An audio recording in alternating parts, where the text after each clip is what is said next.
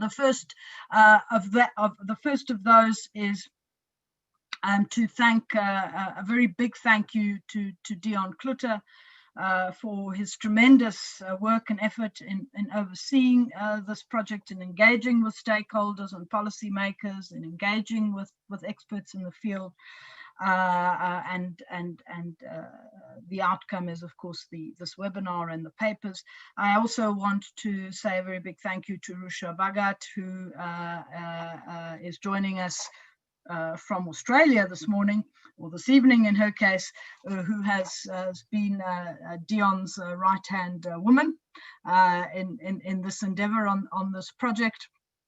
Also, a very big thank you to Noema Grobelaar, our Director of Research at SAIIA, who oversees the project, and with Dion has been burning the midnight oil over the last few days to ensure that all the material is up to scratch and up on the website. And then lastly, to our strategic dissemination team, as we call it, in particular to Nikki Reebok, our digital communications manager, and Sipiwe Dlamini, also our communications officer, who have ensured that the papers are all up on the website for you to be able to download.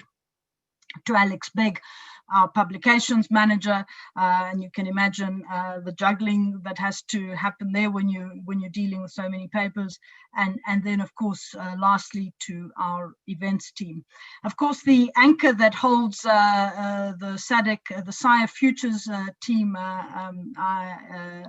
in terms of logistics and support and administration is of course Pippa Siegel, who is also one of the producers of the event today, together with Sarasa Ananmalay and Nondomisa Mpunga. So a very big thank you to you, Pippa, who have also been doing your fair share of juggling over the last couple of weeks. So let me stop there. Let me then hand over to Henning for your remarks. Thank you very much, Elizabeth, and good morning and welcome to our conference today, also on behalf of the Konrad Adenauer Foundation. As you might know, the Konrad Adenauer Foundation is a German political foundation, is promoting free democracy, the development and consolidation of a value consensus, as well as the social market economy. We promote an economic model which provides the necessary freedom to the private sector, but also considers ecological criteria. Climate change and the destruction of biodiversity and an unsustainable use of our natural resources is something real, and it poses a threat to our existence.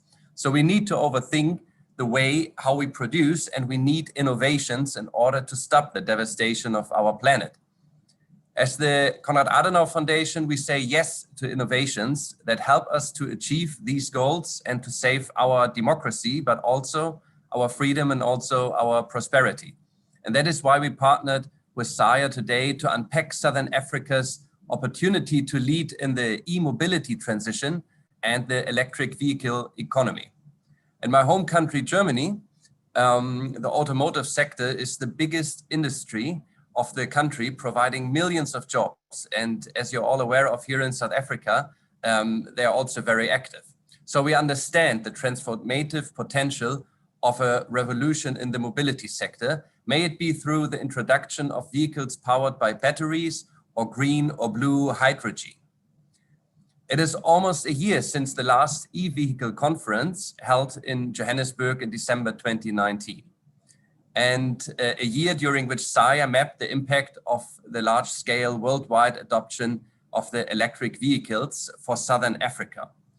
Among others, the key findings from this research included recognizing the importance of political will and close cooperation among the SADC countries. The need for partnership with the automotive, the energy, and also the mining actors in the private sector were also highlighted, as well as the need for more ambitious forward-looking emission targets. According to SAIIA's research, this path, and I quote here, delivers the largest development dividend to the region. It addresses the causes of the severe climate crisis. It meets national and global emission targets. It addresses the massive mobility and power constraints facing most citizens of our regions. and it supports the types of technology transfers, skills, and economic development spillovers that ensure our region truly benefits from the digital age. I think these are goals worth striving towards. So today we come again together to discuss the progress made during 2020 and the gains that could be made for this region, while also seeking solutions to the challenges posed by the climate crisis. Thank you very much, SAIIA, for all those work you have done, and I look forward very much to today's discussion. Great. Thanks very much, Henning. Let me now ask Dion to make his remarks and help to frame the course of this morning, as well as some of the specific research. Thank you, Elizabeth. Thank you, Henning, for your comprehensive overview. You gave an excellent overview of the research. It's been an exciting journey exploring all the interrelations of electric vehicles and e-mobility in the region. There's so many possibilities, also so many challenges to overcome. And we hope to highlight some of those during the course of this webinar. One of the most significant ways to understand electric vehicles and e-mobility is that e-mobility is changing the way we're interacting with vehicles and changing the way how we understand the role of vehicles in society. It's also impacting on how we use energy. And then, of course, it's also having and changing the way we're extracting resources and how we think about resource management and mineral resources and metals. And with that in mind, with all those changes impacting us, we have to think about the future and understand how the future can be used and how the future can be better anticipated. So disruptive technologies like the e-mobility revolution and all the interacting socioeconomic aspects of it is definitely part of understanding this. So if I can show you one or two slides, let me just share with you my screen. If we have a look at the e-mobility revolution, what we are seeing is that the scenarios that's developing is that understanding the future, we have to look at the future's literacy and foresight in understanding the future. Many projections of the future are very, very linear, but there's multiple futures impacting us. There's things that could happen, there's things that might happen, and then even those things that we don't even imagine that could happen in terms of preposterous futures. Then there are probable events that likely to happen, like it's likely that e-vehicles will be impacting us in very direct ways. But what we're looking for when policy development and with policy research is the preferable future and what should happen or what we want to happen. So in terms of that, the preferable future that we looked at in terms of the scenarios development was that we need to work towards a vision of a viable future. Currently, we're situated in terms of what could be called a scenario of the Musk Express, where basically e-vehicles are still nascent and coming forward, and what we are seeing happening is it's although small in terms of numbers, it is gaining traction, but it's mainly still very niche. What we do see is that there are positive developments in the region, and an example of that is certain cities and certain government or provincial governments are taking steps towards that. For example, the Cape Town piloted the role of e-buses. Then there's also wonderful private and public sector collaborations with the rollout of EV infrastructure happening. And this obviously has to grow exponentially.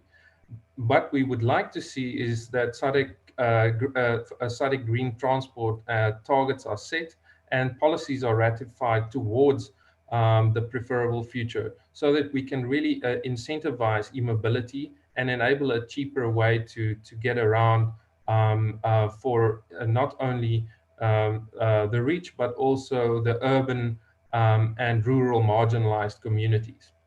That would enable local EV manufacturers to start creating more low-cost vehicle options, and this should be supported by decentralized renewable energy infrastructures and integration methodologies.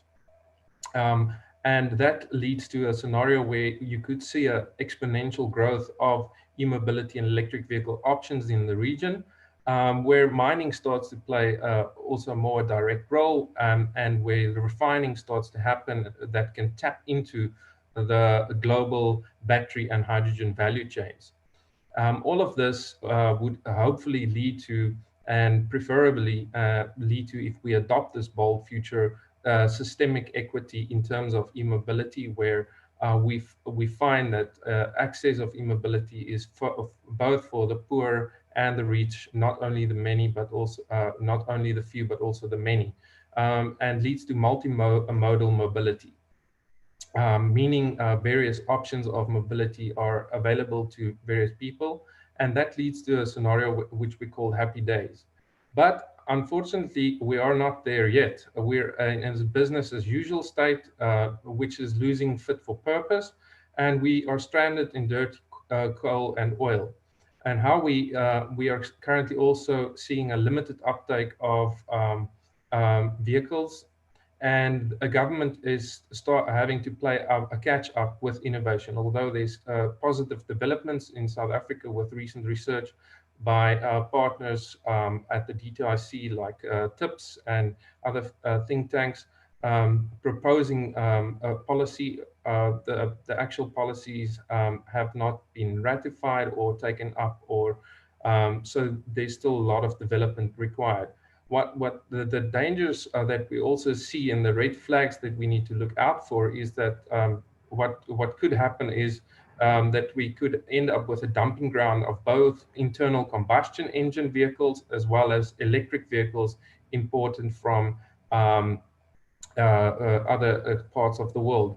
That is not only negative, but could also be positive in terms of electric vehicles, especially because electric vehicles and especially the batteries, have multiple uses. Although not being able to drive with electric vehicles, the energy efficiency goes down. There's various other applications, as you would see in the later presentation by Yuyilo and Idem Foley. What we also see is that the potential is there for a loss of EV manufacturing and value chain and unemployment in this business as usual way of going about, and the full potential of renewables are not explored. And government continues to promote the existing internal combustion vehicle industry, basically propping up and incentivizing the coal and oil industries. And that leads to what is called the ICE age, the internal combustion engine age, where we're stuck in the region and not getting out of this. What is required is systemic innovations, and Henning pointed to this, that we require these type of innovations. Systemic innovations is where you find innovations not only in the parts, but also in the whole of systems, and also in the interrelations between the whole and the parts, and how they are interacting across various systems, whether it's the energy sector, the automotive or transport sectors, or the mining sector. And these innovations are currently placed in terms of a scenario where access is only to the lucky few, and the innovations are required in terms of government to adopt policy recommendations on e-mobility, to move faster, to start being proactive and anticipating and better reimagining the type of desired future. But what could be done in terms of innovations is to start to gradually reducing the imports and tariffs on EVs, and for SADC member states to launch electric vehicle manufacturing incentives. And this would create a bright spark in terms of a scenario where it could lead to SADC to develop a clear renewable energy and electric vehicle policy regimes, which would create policy certainty and allow the growing of various adoptions of various forms of e-mobility in the region. which would not only be for the urban and cities, but also for the rural poor. That would mean citizens' progress for all, and this would come about through a radical, incremental approach to change, where critical interventions are taken through systemic innovation leverage points. In terms of, let me just see if I still have time. If I can quickly point to the SADC Automobile Futures paper, what we saw there to moving towards e-mobility and e-mobility transitions is that in the region and in the futures playing out is that there's already price parity finding with ICE vehicles by the mid-2020s, according to the International Energy Agency. Batteries are getting cheaper and longer lasting with longer range. There's a lower cost of renewable energy, and which also is starting to enable the space to allow for lower cost options in terms of electricity versus fossil fuels like petrol and diesel, which we use to propel ourselves. And there's also a global oversupply, which is a counteracting dynamic in the space. And then there's the uncertainty of the duration of the COVID-19 epidemic and pandemic playing into the region, and the nature of government and private sector adopting and certain commitments towards the reductions of emission. And all of this leads to a kind of setting where the structural impacts of possible government incentives can make a huge difference, and whether they will take up these positions is still a question. And there's also the question of whether the second-hand imports should be stopped, and in what ways that transition should be enabling a just transition.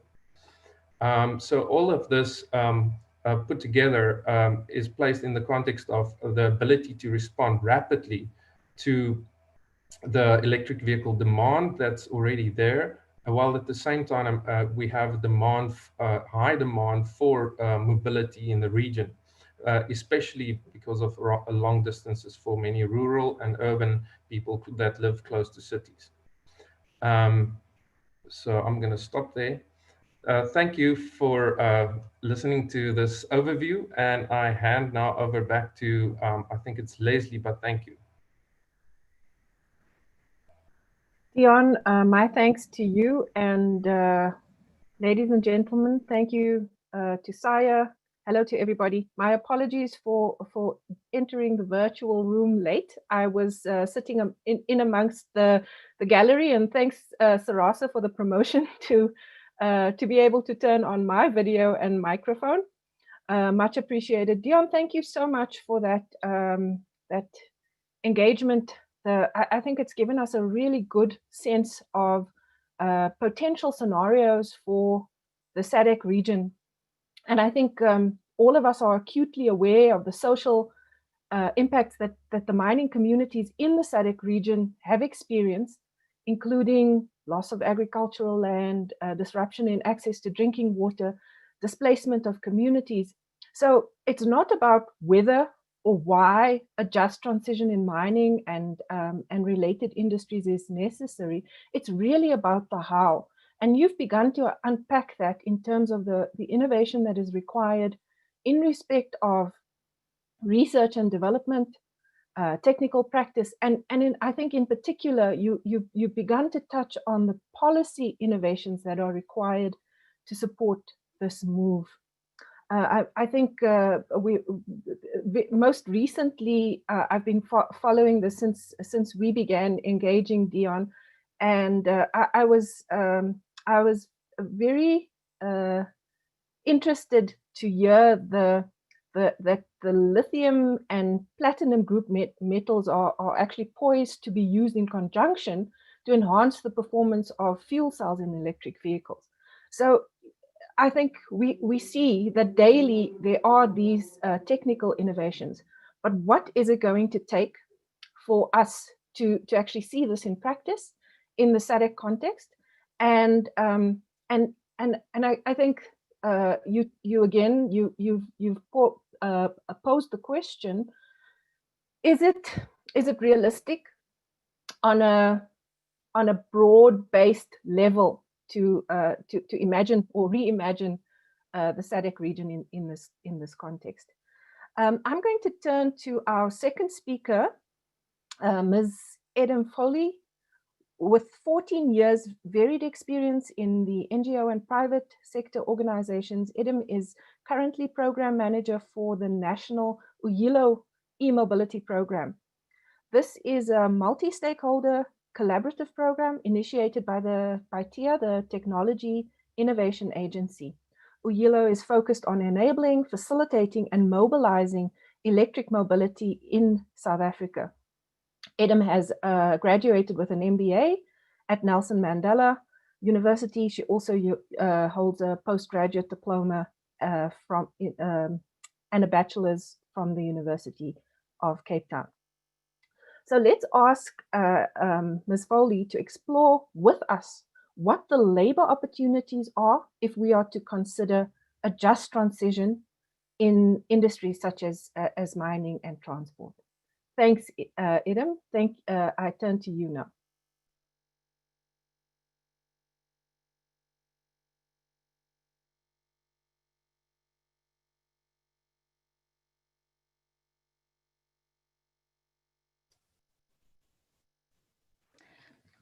Good morning, colleagues. Thank you so much, Leslie, for the introduction. I will quickly just set up my presentation.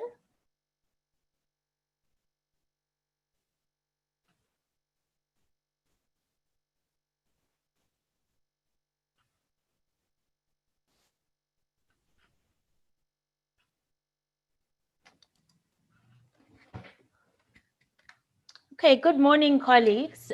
This presentation will briefly touch on battery manufacturing and its related opportunities within the SADC region.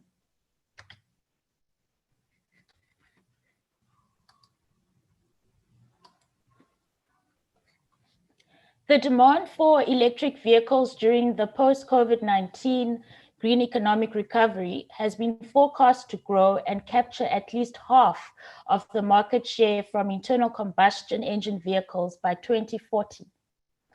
For this reason, the transition to electric vehicles will create job opportunities, which are forecasted to be about close to 10 million jobs that can be created worldwide. An area of opportunity for the SADC region is within lithium battery manufacturing, as lithium batteries power electric vehicles.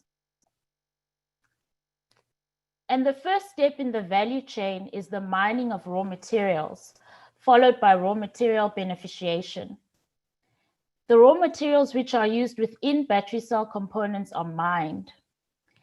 And after they've been mined, these materials go through processing, or otherwise known as beneficiation, where they can be used to manufacture the components found within battery cells. Once the cell components have been manufactured, they are used to manufacture lithium cells, and this is also known as the cell assembly process. The lithium cells are further assembled into modules, and those modules are assembled to create battery packs. The battery pack is subsequently fitted into an electric vehicle, and at this stage, it is considered as its first life. The last step in the value chain is the repurposing and recycling of the battery pack. At this stage, the battery pack can enter its second life, where it is repurposed for the use in other applications, such as energy storage and micromobility applications like electric bicycles, electric scooters, and three-wheelers. When the battery pack is spent, this means that it can no longer be used for any other applications. And this is when the materials are recycled. And at this stage, the spent cells or the battery have to be made safe for recycling and processed accordingly. So when analyzing the lithium battery manufacturing value chain in SADC, The majority of the activities are currently taking place at the start of the value chain, mainly within the mining of raw materials. While some member states in the region, such as South Africa, have begun research and development and innovation activities further along the value chain in areas of raw material beneficiation, cell component manufacturing, cell manufacturing, and recycling. There are also a number of industry players in SADC who assemble lithium battery packs, but they currently import the lithium cells used to assemble these packs, and they import them mainly from Asia. Electric bicycles are also gaining a lot of popularity within SADC, as well as three-wheelers. Opportunities also exist further along the value chain for SADC, but they currently need to be unlocked through public-private partnerships and coherent policy implementation. Major automobile manufacturers that make electric vehicles have made a selected number of electric vehicle models available to consumers. Some of them include the BMW i3, the Nissan Leaf, and the Jaguar I-Pace. However, all these vehicles are currently fully imported, and there are no battery electric vehicle assembly or manufacturing plants currently in SADC. The main reasons for this include no manufacturing incentives for the automotive manufacturers, a lack of coherent policy, which can fast track or enable the uptake of electric vehicles. For example, electric vehicles carry high import duties at the moment, making them very expensive and inaccessible to the average consumer. There's also, although it is developing, there's also a lack of electric vehicle infrastructure across the region. For example, there's a lack of charging points, although in South Africa we have about 270 public charging points. Most member states have very few charging points, and there's also a challenge of the reliability of electricity at the moment. And finally, there's currently a lack of consumer awareness or education around electric vehicles. So what has happened at the moment, at present, is that the lack of adoption of electric vehicles in SADC has a knock-on effect on the earlier stages, as seen in this graphic in the value chain, as businesses currently do not have a sense of urgency to invest or develop expertise in lithium battery technology if there's no market.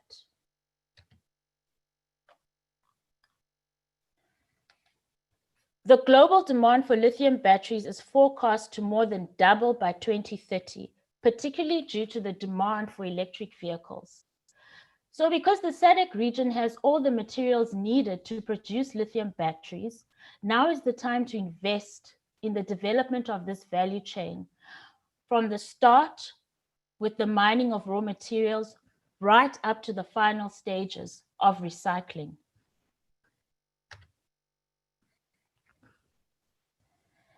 The SADC region has the opportunity to use its minerals to transform from a commodity-driven economy to an industrialized manufacturing-driven economy that creates jobs and alleviates poverty for its citizens.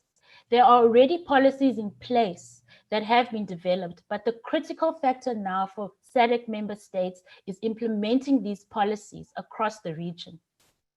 And while we look at implementing policies, we need to ensure the 3 Ps of sustainability: people, planet, and profit are at the forefront of all the regulatory frameworks for lithium battery manufacturing. Some examples include the development of the value chain requires training and skills development in science, technology, engineering, and mathematics, otherwise known as STEM subjects, because to develop this value chain, we need scientists, chemists, chemical, electrical, materials, industrial engineers, technicians, and software developers. Then we also need business and economic sciences subjects, which will be required for the development of entrepreneurship skills for our people. So the new training programs will need to be developed at tertiary institutions, coupled with training interventions to reskill and retrain the existing workforce so that no one is left behind.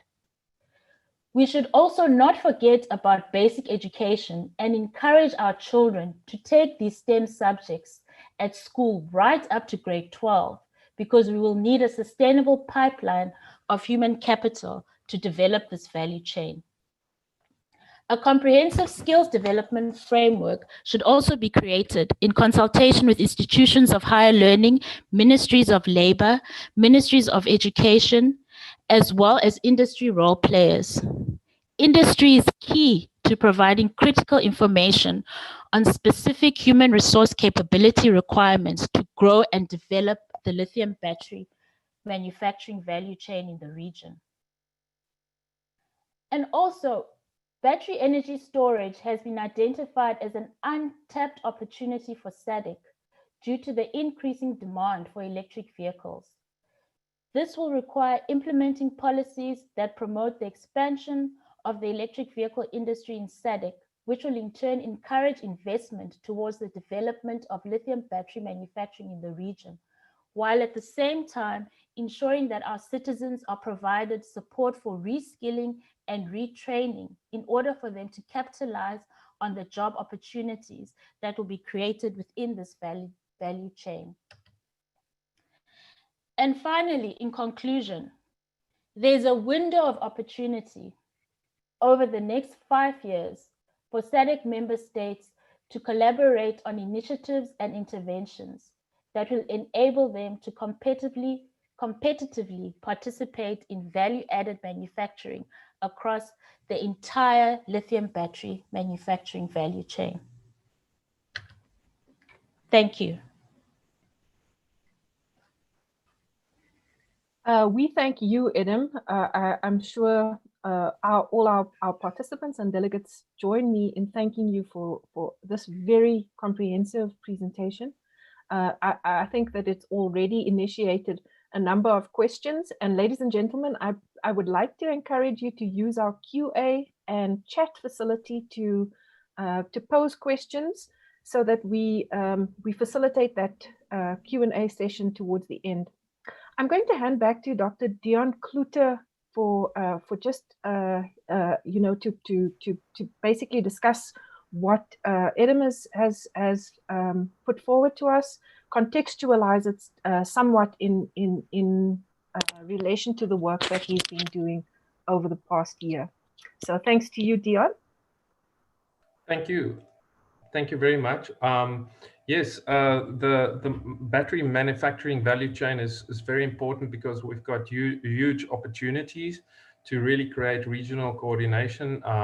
And I discussed that as well a little bit more detail in the next paper. I'll just share some of the slides with you again. Please also share our research on various platforms, the social media platforms. Follow us on Twitter and also Facebook and LinkedIn, and feel free to comment on those social media platforms as well.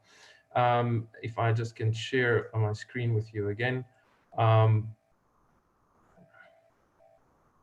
There you go. In terms of, I just shared that with you. Let me just get this going, sorry.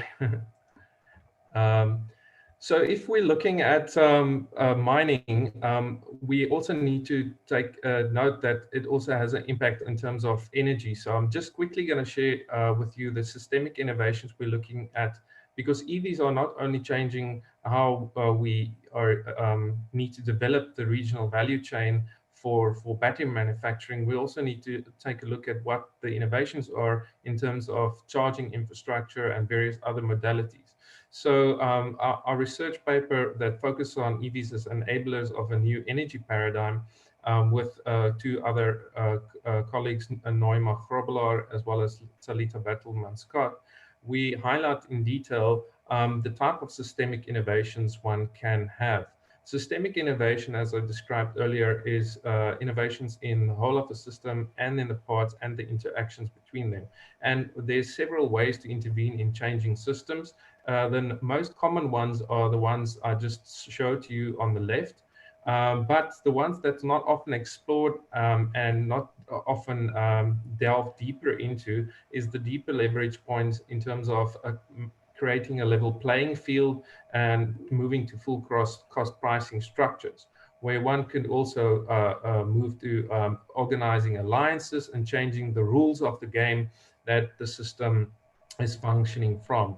There's also the need to create desirable institutions that really create and embed fairness within systems and really enable a more just transition.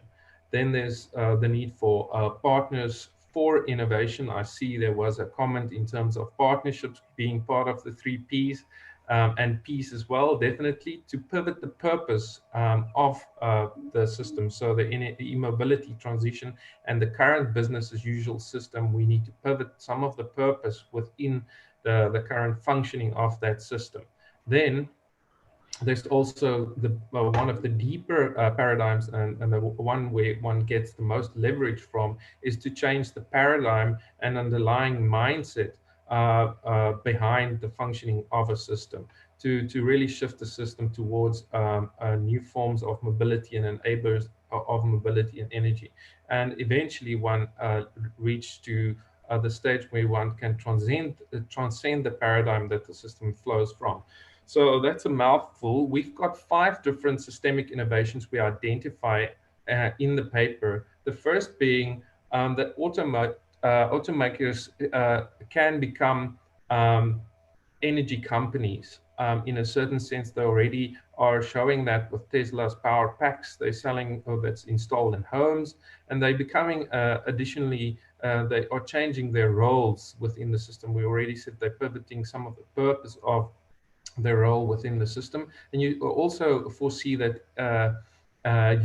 utilities can adopt e-mobility battery leasing models, meaning that there's opportunity for institutions like Eskom to start more direct forms of business model innovation in battery leasing models, where batteries can be swapped out, batteries can be leased, similar to how we view cell phones. I typically explain to people that an electric vehicle is actually a drivable cell phone, very similar to a cell phone, because you are actually just driving a cell phone with wheels. In terms of the battery, is in proportion the same size to the battery in your cell phone, and the rest of what's left is the space in the vehicle with wheels. And then the maintenance costs and various other charging costs is obviously much less than if you charge with electricity.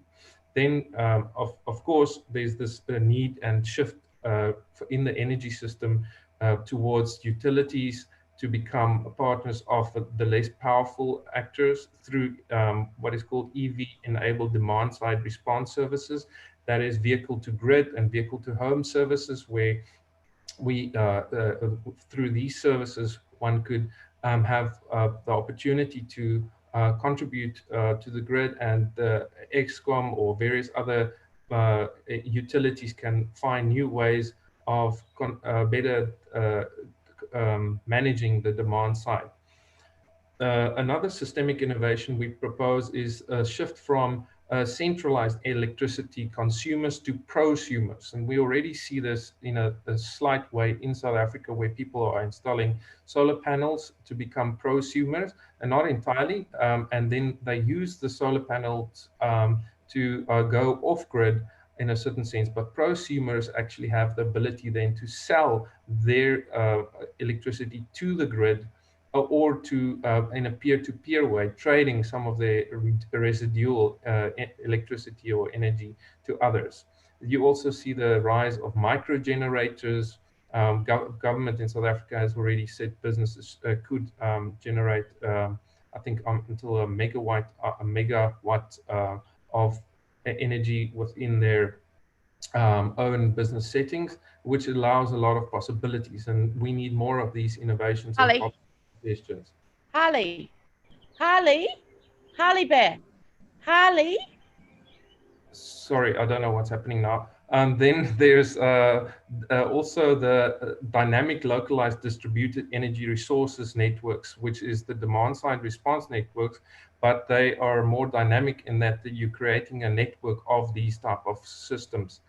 And we need also a shift from the analog carbon-based energies to a digitalized low carbon distributed electricity systems, meaning that we find blockchain technologies playing a role in selling of electricity so that it's more transparent, distributed, and more open, and people can use their residual electricity or any form of electricity they have to sell it in various forms of financial arrangements and new innovative finance models.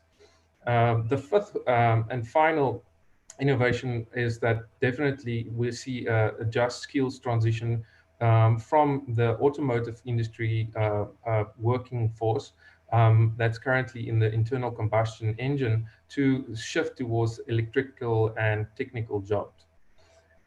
This all needs to culminate in a general direction of policy suggestions towards a shift from climate emergency focus to SADC Green New Deal as a prominent feature of the post-COVID-19 green economy. So in terms of we'll be discussing this a little bit later, but in terms of some of the catalytic effects of this, you see some of the proposals made in the report is that the private sector should leverage the SADC Regional Indicative Strategic Development Plan of 2020 to 2030 to support and collaborate with institutions like the Green Economy Coalition and the African Forum on Green Economy. We suggest that SADC member states should endorse the creation of the SADC e-mobility alliance, create such an alliance, as well as in collaboration with the SADC Business Council to support this should be supported by them by the World Economic Forum's Global New Mobility Coalition. And SADC member states should also develop multimodal mobility as a service offerings and policies, as well as pilot projects that enable homegrown, on-demand and ride-hailing, innovative car subscription services, and free-floating micromobility offerings. What we find that these policies would enable is that electric mobility becomes a catalyst for regional systemic equity. And an example of this can be found in an NGO called Mobility for Africa. We need more of these type of initiatives or scaling up of initiatives of this kind that shows that the combination of microgrids, decentralized solar panel and wind renewable energy sources coupled to low-speed electric vehicles can counteract the elite shift of EV ownership conundrum in Southern Africa. If we want to really move towards a just regional evolution or electric vehicle revolution, SADC member states should propose that second-hand imports of electric vehicles face higher import duties and taxes, with much lower duties and tax breaks for EV imports and regional e-mobility trade. And then a key transition in the current automotive industry is that SADC member states, in collaboration with the SADC Business Council and UNIDO, should develop a regional circular economy automotive policies, as seen in the figure to the right. Now I come to my presentation on mining. If we imagine and start developing an alternative framing of energy, it has an impact on how we think about mining as well, and the interactive and intersectionalities with mining. So in this paper, we already saw with Edam's presentation that we have more than enough resources in the region. What's obviously lacking is various impacts in drivers of change that's either blocking us getting there or huge possibilities to harness. So we see a global transition to low carbon minerals and metals, or as I call them, EV-related minerals and metals, or EVMMs. And these EVMMs also are exposed to the technology, the mines and mining organizations and companies are currently also exposed to technological innovations that's rapidly changing the mining landscape, where new innovations are impacting on how mining is done. There's the possibility of remining various old mines and creating huge possibilities of mining more sustainably as well. You see the development of hydrogen generators, that electricity generators that obviously current diesel generators used in mines are quite noisy, as well as a lot of air pollution, where you obviously don't have that with hydrogen sourced energy. Then there's alternative funding solutions in the mining industry, especially towards how communities can benefit from the mines in their province or region, and also new social contracts with marginalized communities developing, and the need for these type of social contracts. There's also a call globally and regionally for more data transparency with mines and access to information of these type of knowledge in terms of research and development of. You can see at the map on the right, there's lots of unknown resources in terms of where we don't know exactly the reserves. Some of them obviously are not made known, and some of them we don't know exactly the type of resources, but there are indications that there's more than enough to be a world leader or amongst the world's leaders in terms of battery and hydrogen fuel cell manufacturing, in terms of platinum group metals as well.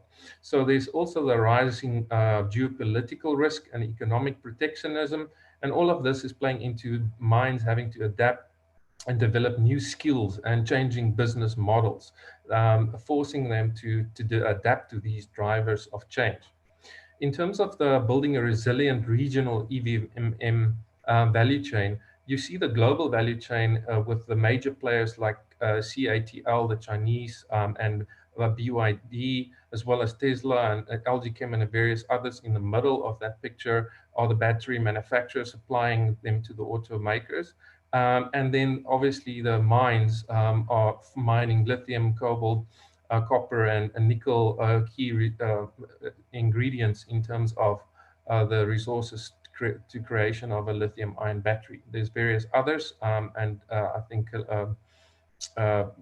Edem already pointed to them.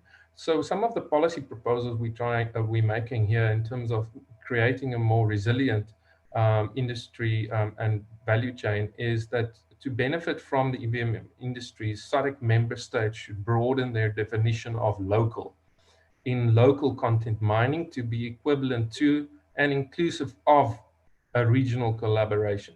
We have to understand that by working together, we can do more and we can be stronger together in the region. We have to understand also that local communities should be the beneficiaries, but we have to move into the space of what is called the globalized world, globally and locally connected at the same time, and not only provincially or nationally focused in terms of the EVMM value chain for in this context, because we need each other to really manufacture these type of batteries and to start our own battery manufacturing operations. Then another policy suggestion is that the SADC Business Council, with backing from SADC Secretariat and member states, should develop a private public EVMM working group with a program and activities that support the SADC Industrial Development and Technology and Infrastructure and Services Directorates, as well as that it is thus recommended that the Mandela Mining Precinct explore establishing EVMM coalition. In our engagements with them, they were open to this suggestion, and that can support the SADC Business Council, and we have a colleague from the SADC Business Council representing the panel a little bit later on this discussion to support the EVMM working through a working group, while also working with a broader set of knowledge partners from across the region to really establish this value chain. So ensuring the regional integration and collaboration Another policy proposal is that to enhance community ownership and livelihood dividends and formalize the artisanal and small-scale miners by diversifying their mineral supply chains to incorporate both the ethical and formalized artisanal and small-scale mining and large-scale enterprises. The electric vehicle minerals and metals industry should increase local content procurement and support the socio-economic development of marginalized mining communities, especially in rural areas, as well as SADC member states should join ethical mineral schemes like the World Economic Forum's Global Battery Alliance and establish homegrown collaborations through a SADC alliance. The greatest barriers, although remain and however remain, that the implementation is hampered through various coordination and difficulties in terms of intra and intergovernmental departments, and then of course them having to win the support of industry-wide support. And lastly, towards a just mining transition and low carbon regional futures, we have to enhance low carbon resource security and EVMM alliance, as I mentioned, in coordination with regional supply chain stakeholders, should stipulate a more extended producer responsibility for products that use low carbon resources.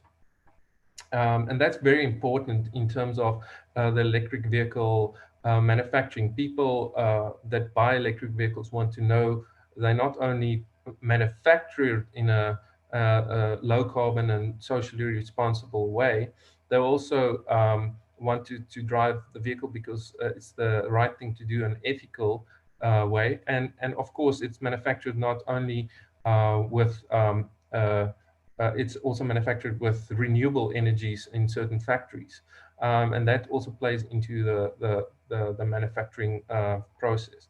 The SADC government should broaden the definition of waste in waste policies beyond the narrow focus on primary production waste to include a circular economy approach guided by the extractive industry's transparency initiative.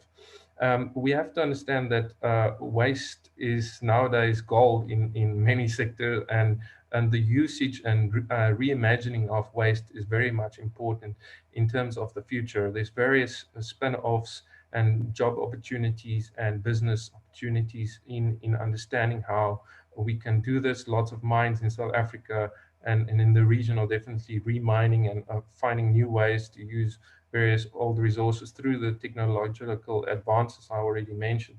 But we also need to shift the policies towards that would enable this framing. And then finally, SADC government should institute legislation for more efficient treatment and measurement of mineral metals waste, which would also benefit mining companies as it means efficient energy use. The African mining vision also plays into this, and the African Union and how we understand that. So in terms, let me just, I think this is all my slides. Yes, thank you. Let me just close the things to round up the discussion. Sorry, 1 second. Thank you. I hope the mining futures discussion is enlightening, and I now hand back to Leslie to facilitate the panel discussion. Thank you. Thank you, Dion. Thank you very much for that. That was indeed a tour de force across the region in terms of you know, the work that you've been doing. Congratulations. I think you've done an incredibly good job in terms of, you know, unpacking that. I hope you'll bear with me for just a moment. I just want to acknowledge we are aware and we recognize, I think it's Dave Coffey, Ari Katsosideris, I hope I didn't butcher your name, and Darren Davids. We recognize your questions, but Dion, I wonder if you and Adam would maybe just mull on this for a second before we move on to the panel discussion. So Ari asks, or he poses the question in terms of, you know, we can go ahead and we can produce all the lithium and batteries, the PMGs that we want to, but doesn't charging still rely on the fossil fuel based electricity in the context of the region? And you know, this is a question that I've been grappling with, and I just have this sense. So we're thinking in terms of this move towards electric vehicles, not only individual electric vehicles, but potentially public transport vehicles as well. And of course, so in the midst of load shedding, people wanting to go to work and there's no charge because we can't charge the vehicle. So maybe we can just ask you on the one hand, and then Adam to just toy with that question a little bit, please. Edem, would you like to approach that? I can have a few comments. Yes, of course, we're on our, this is part of the challenge, is that we have to have a just energy transition towards more renewables in the energy mix. In South Africa, we have some good and interesting developments, although it's far off from our ideal world. And that's why we're moving to this desired and preferable future. But that doesn't take away the fact that by driving an electric vehicle, although it's manufactured with coal or non-renewable energy or high carbon energy, or even driven by these sources, you still, through various methodologies, it has been proven that you are actually still creating much less emissions, greenhouse gas emissions, by following this. So there's definitely advances in that. And various companies that manufacture these vehicles already looking at how to even improve that. Of course, in the region, therefore, and I mentioned this, these systemic innovations in terms of the energy landscape needs to happen. In terms of lithium and the question regarding lithium batteries and the value chain to be competitive, and the charging of that, maybe Edem would like to comment a little bit further. Thanks, Dion. Adam, would you like to turn on you? Yes. Thanks very much.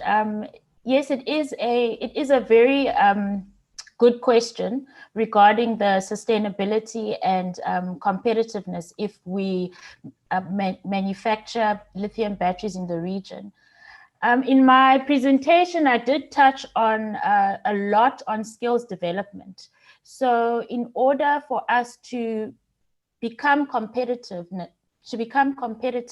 in a sustainable manner, we need to look at skills development, because a lot of human capital is required in order to develop this value chain. And I think this is why I touched on the fact that we have a window of opportunity now. So if we put all the frameworks or implement all the policies that have been made, we stand a good chance as a region to capitalize on this opportunity, because we should remember that all the minerals that are needed to produce lithium batteries are within the SADC region. So if we work collectively as a region, we can use our collective bargaining power to develop the value chain. So from my perspective, I think the key is skills development to create the sustainable value chain in terms of competitiveness. Thank you.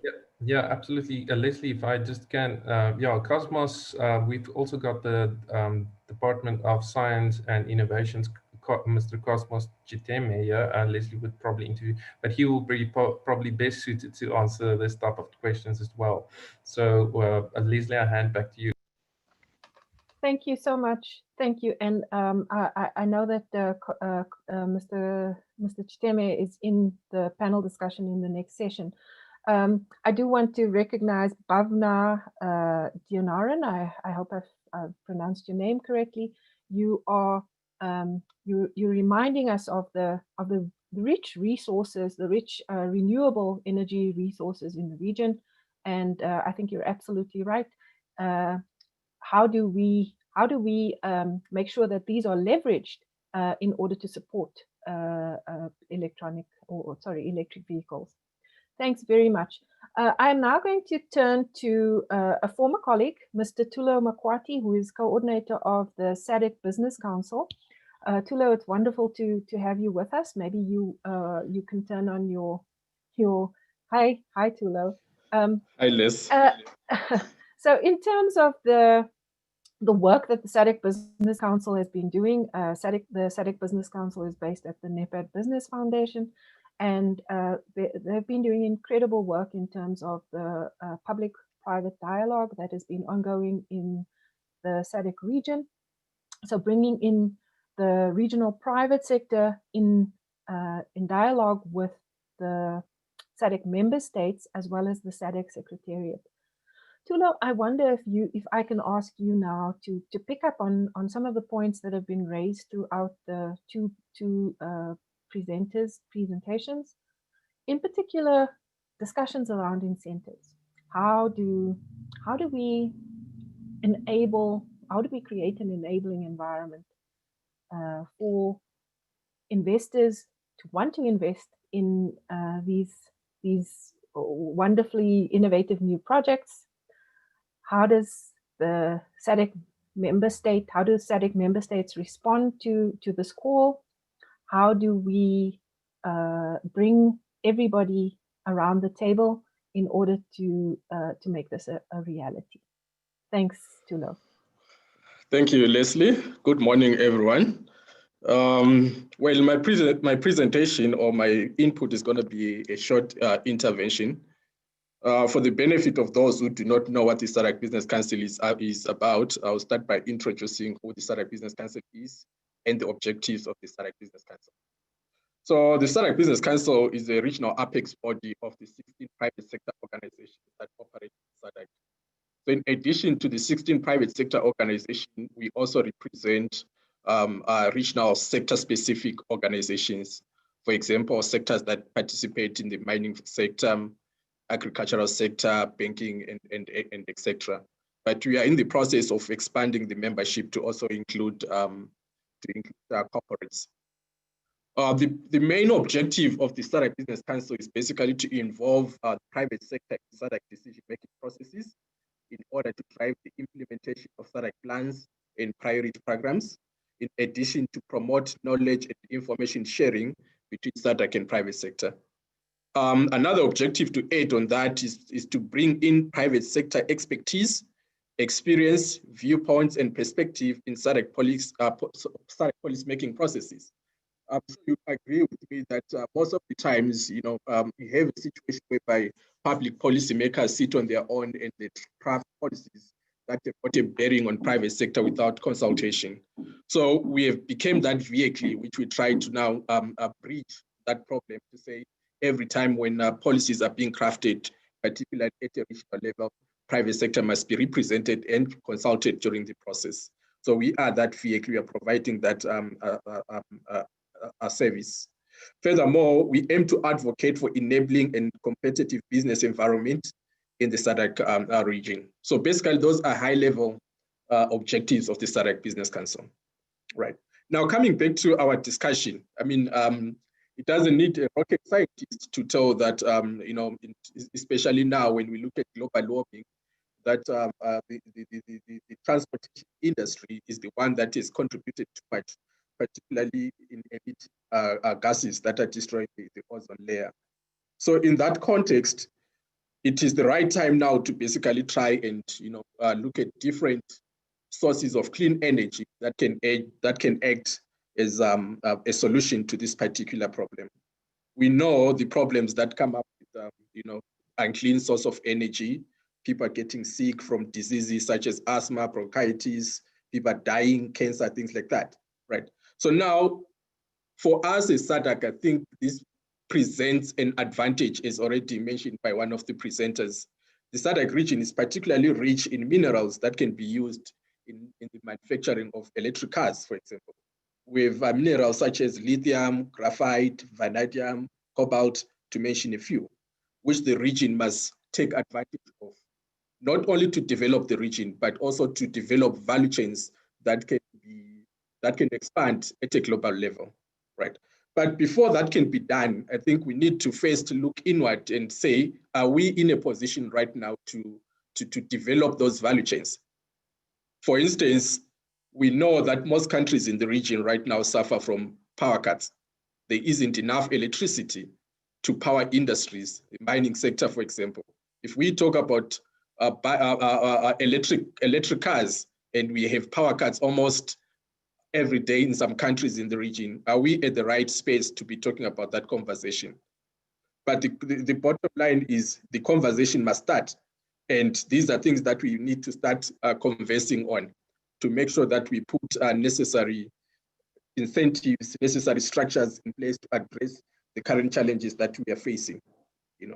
So I would say one of the biggest problems that we have right now, particularly at a regional level or even at a country-specific level, we have got different departments even within the country not speaking to each other. For example, I'll give you a context in South Africa here from a regulatory and policy perspective, where the Department of Trade, Department of Transport is broadly supportive of e-mobility, but it does not see it as a priority area. The Department of Trade and Industry is calling for greater local production in the EV value chain, but the Automotive Production and Development Program does not mention electric vehicles. And so it appears that the electric vehicle industry roadmap is not regarded as a core approach to developing the broad automotive industry. So these are some of the challenges that we are facing, whereby different departments are not really talking to each other to say, let's push this as one to achieve a broader objective, right? So I would say now, at a regional context, what needs to be done to promote production of electric vehicles? One, I think we need to create an enabling environment that provides incentives for the purchase of electric vehicles. So I would say this is probably one of the biggest one, because to ensure that people move away from what they are used to something new, you need to come up with these incentives, because it's more like, investing in something that is new, and people need to be convinced. And part of the convincing needs incentives for people to move in that direction. Secondly, I think investment should also be, the incentives should also be directed towards the development of the necessary infrastructure. So here we are talking about, what do you call it, the dedicated charging stations. The infrastructure must be put in place, grid integration, as well as probably changing consumer attitudes and behavior. Like I mentioned earlier, this is probably one of the biggest ones, because if you were to ask someone to change from what they are used to something new, it's a process that takes that has to take place.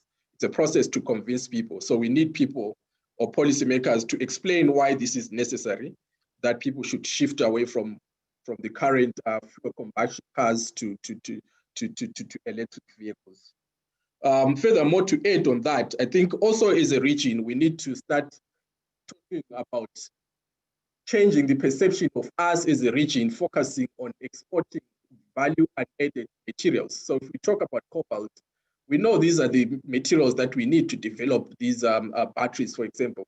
But at the moment, we are exporting these products as raw materials. So we need to start talking, involving investors, involving whoever is necessary to say, let's add value to these minerals at a regional level.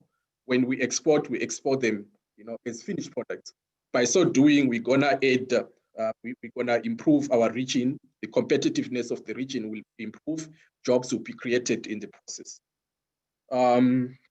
I think lastly, on the interventions, I think another one, probably also the most important one, is to look at the political will, to domesticate probably the regional policies at a national level.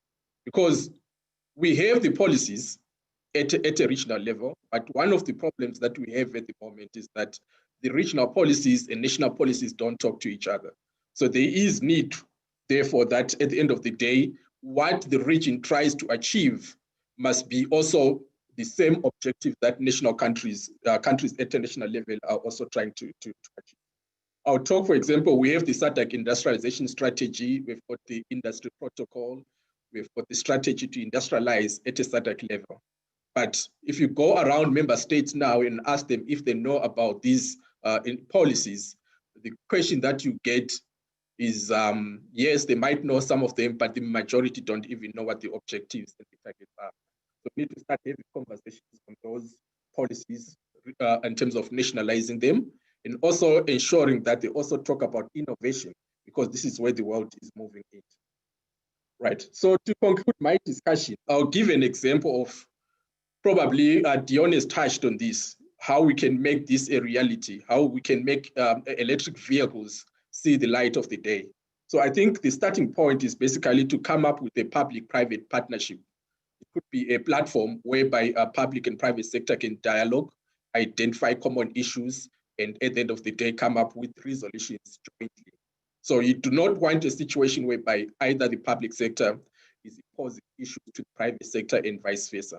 So what we have done is at NEPAD Business Foundation, where the SADC Business Council sit on the interim basis, is that we have working groups. We've got the SADC Pharmaceutical Working Group, for example, and the SADC Gas Working Group.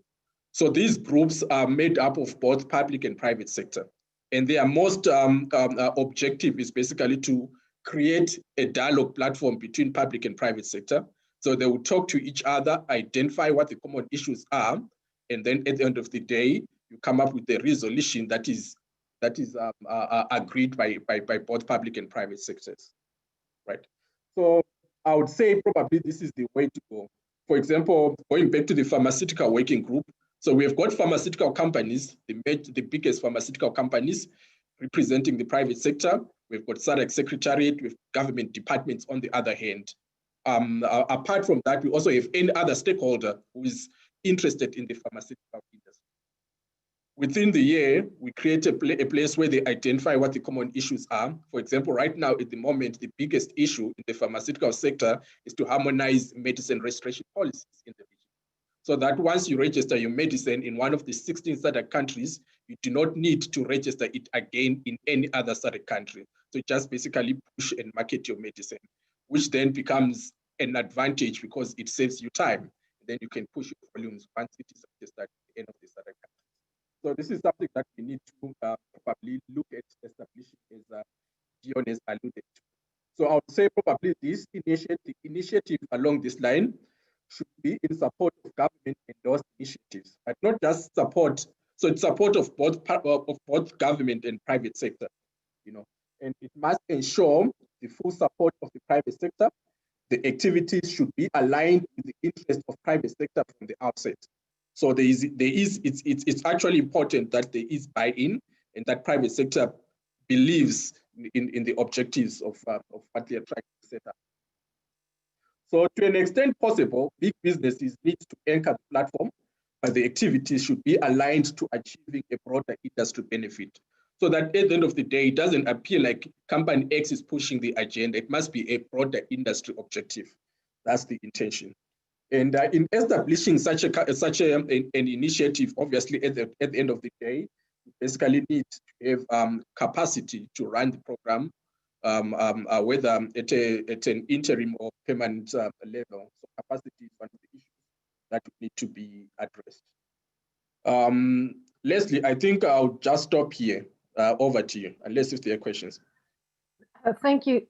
Thank you so much, Tulo. And we will be opening to questions in just a minute. Ladies and gentlemen, on behalf of UNIP, Ms. Cecilia Njenga is unfortunately unable to join us. Her extreme apologies and apologies on behalf of the organizing group as well. So we will close the panel discussion with Tulo's input, with Tulo Makwati's input. Tulo, thank you very much for that insight into how the SADC Business Council has been operating. I think that we've got to underline what you said, that in terms of the public-private dialogue, it's very important that the other key stakeholders are brought into the process as well, including the research community, including civil society, including the associations representing different private sector groups. So whilst the big companies we're able to get the support, the muscle in terms of either financial support or in-kind support from the bigger companies, there is definitely the need to ensure that this is an industry-wide approach rather than supporting the desires of a single or a group of companies. I think in this context, Dion, you've set out a possible solution for such an approach, a joint. I think it was with the the Mandela precinct. So maybe you can just elucidate that discussions somewhat, and then I think perhaps we can. I know that you've answered quite a significant number of the questions that have been posed, but maybe we can just fluff some of those out, give some of the other panelists an opportunity to engage with those questions as well. Thanks, Dion. Yes, in terms of the proposal regarding and policy suggestion regarding the Nelson Mandela, the Mandela Mining Precinct, as well as the mining equipment manufacturers of South Africa, they can play a key role in establishing and doing some key initial research and development, as well as policy formation and institutional engagements that would really allow for the development of what could be called the EVMM coalition, and a working group attached to that with a program that could be run regarding all the aspects of the value chain associated to mining. And the hope is that they would start engagements, as indicated in emails, with the SADC Business Council and TULO, and various other institutions like the Mining Industry Association of Southern Africa, and various other key stakeholders, to really start building traction and better negotiating and engaging on the importance of creating the necessary steps towards e-mobility value chains, e-mobility adoption, and minerals and metals regarding low carbon transitions. So I hope that answers your some of the role of Nelson Mandela in the process. Thank you very much for that, Dion. Maybe I know that you've answered the question that Zaid Omer has posed in relation to the COVID-19 acting as both disruptor and accelerator in this context. Given that we've seen this move towards what has been called an economic reset, or an economic reboot of the I think the global economy rather than just South Africa and the region, we've seen that there's this strong tendency towards a move towards greater sustainability. And maybe to ask Dion, Tulo, Edem, is this likely? Is the COVID situation, and we've seen how greenhouse gas emissions have, how that has decreased as a result of the global lockdowns.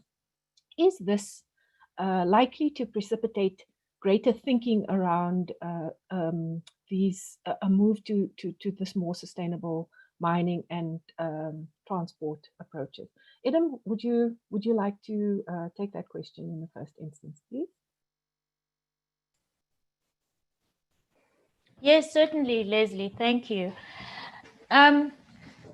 I agree. The COVID-19 pandemic has got us thinking extensively on climate change mitigation and the impact that fossil fuel fossil fuel emissions have on the atmosphere.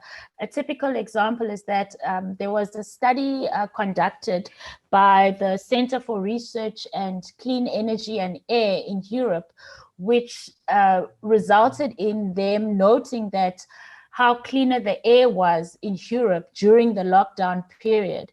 And also, there were fewer deaths related to respiratory diseases.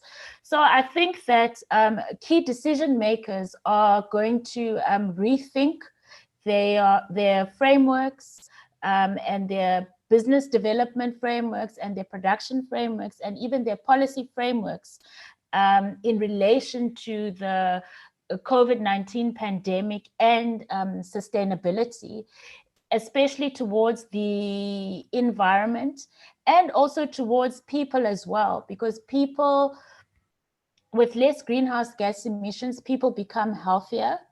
And that also leads to sustainable human capital, and also leads to the sustainable use of resources within manufacturing.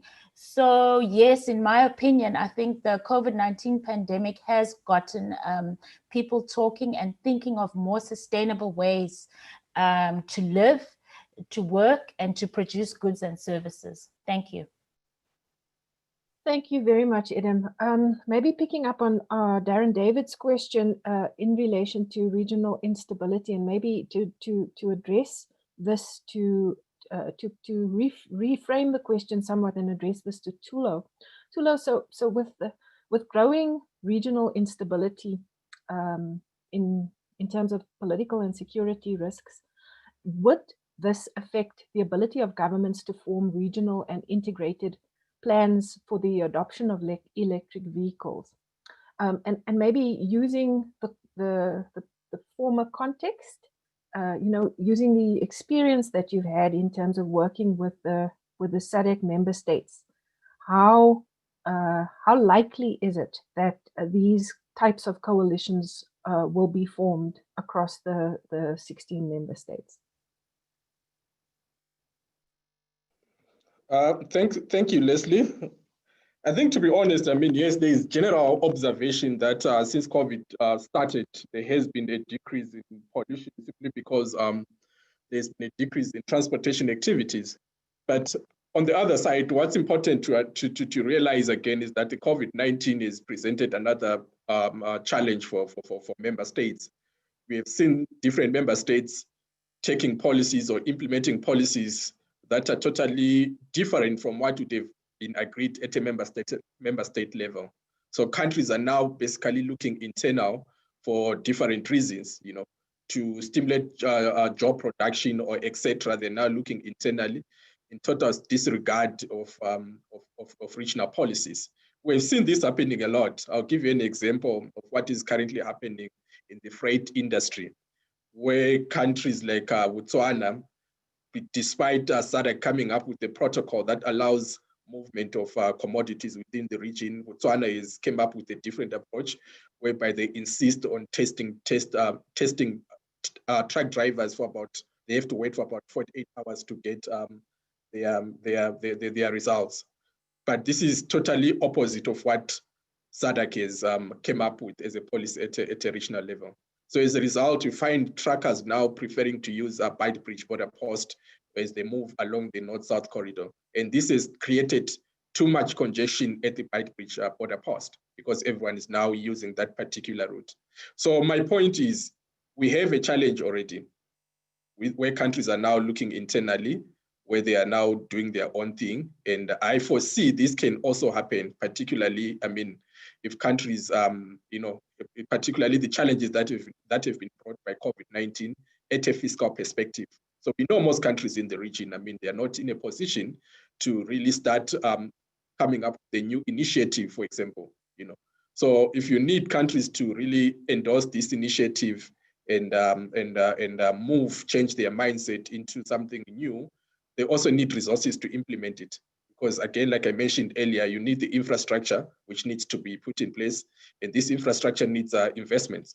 So if those investments are not found, and you do not want at the end of the day, again, to be impose fiscal burdens on member states, it becomes a challenge. And definitely certain member states will come up with different policies whereby they want to avoid implementing certain regional policies. So to avoid that, I think probably we need to look at what works for everyone in such a way that there's no bigger obligation that is imposed on others, but everyone equally benefits and everyone doesn't carry any burden.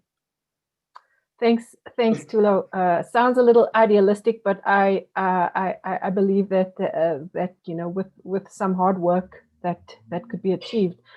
This question goes again to Dion. Dion, this is in the context of the paper, and I think in particular, you spoke about redefining local content, and it's from Willem Bartman, where he says that South Africa's original equipment manufacturers are at about 30 to 40% local content because imported materials are that much cheaper. So if we can't, in the former industries, in the hydrocarbons, etc., fossil fuels, if we can't achieve close to 100% local material, what will it take to motivate investors, businesses to hit that local content requirement? Yeah, thank you very much. Very difficult question to answer. What I do offer is that there are certain minerals and metals that does have certain competitive advantages and certain niche areas that there could be innovations that would allow for us to be more competitive and to create a more products and refining of materials here. The question is really in what way can we put the initial steps and foundation and building blocks in place that would pivot a lot of the current trajectory of the business approaches through working together more closely, partnering in better ways, finding new ways of collaborating across regions, across provinces, across certain working groups, and really finding new approaches to really adopt some of the key suggestions in our policy proposals. The challenge is definitely that there's a skills and innovation shortage in the region, and developing these skills doesn't happen overnight. So there are a lot of research and development required in a lot of the region, especially understanding the role, like Idem already pointed to, of finding all sorts of skills, from advanced skills to basic skills, and building these facilities and initiatives in Southern Africa.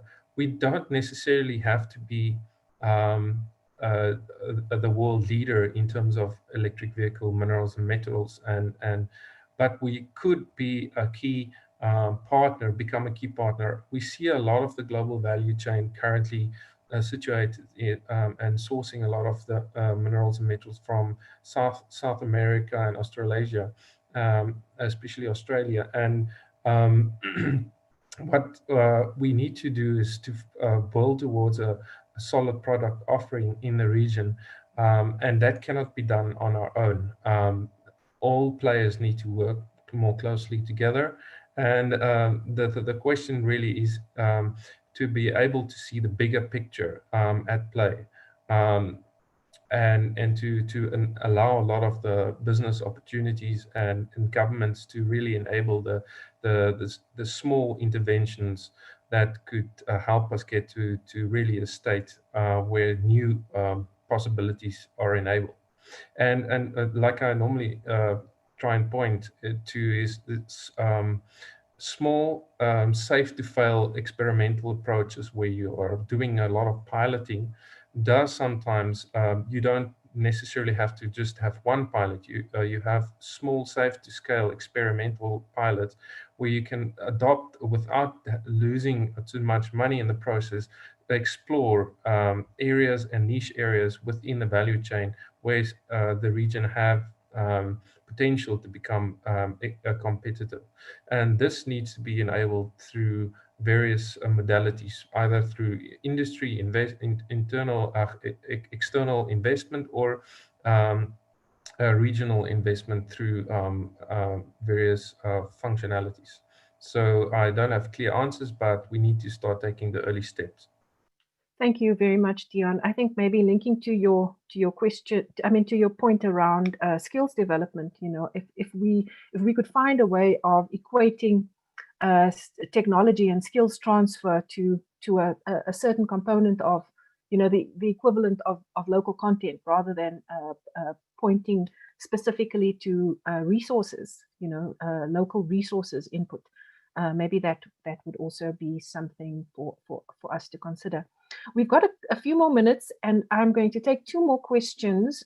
One from, I think it's Shabari. Is it Gerber or Heber? This question is to Tulo. Is the SADC Business Council able to mobilize support from subnational governments within SADC nations to drive policy and infrastructure implementation for e-mobility? So Tulo,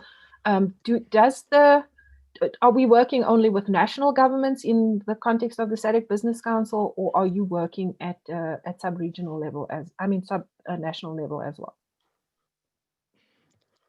Thanks, Liz. So we're not working with governments only. So like I mentioned earlier in my presentation, we represent our private sector. So private sector, all the 16 national private sector organizations in the 16 SADC countries.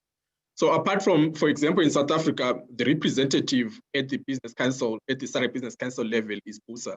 In Botswana is Business Botswana, right? So apart from having private sector and the government, we're also in the process of trying to bring in corporates as well. So it's actually open to everyone. That's what we are trying to work on right now, to expand membership to include everyone who is willing to come on board to discuss our pertinent issues. So I would admit that when we started, the membership was only private sector regional associations and mostly private sector regional associations. But now we are opening it up to include anyone who is interested in. Thanks, Tulo. I think the question is also focused on, in terms of the counterpart that you engage with on the public sector side.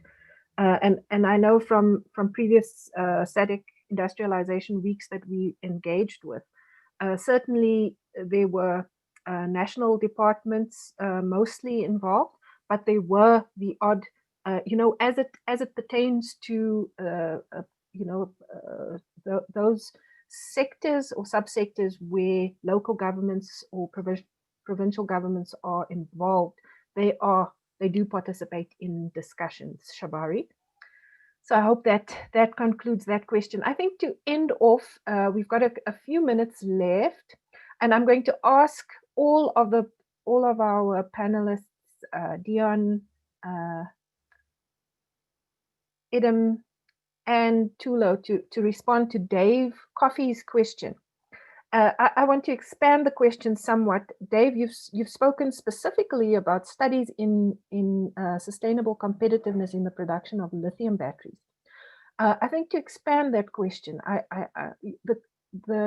what is required in terms of additional studies at this point? Having conducted the studies, Dion, having done what you've done, Idem and Tulo, with the knowledge of where we're at in the SADC public-private context, what is it that we require going forward in order to make this work? So certainly the studies in terms of competitiveness, yes, but what else? Where are the research gaps currently, and where do we need to push? So I'll allow all of you to go. I think Idem first, Tulo, and then we'll end with Dion.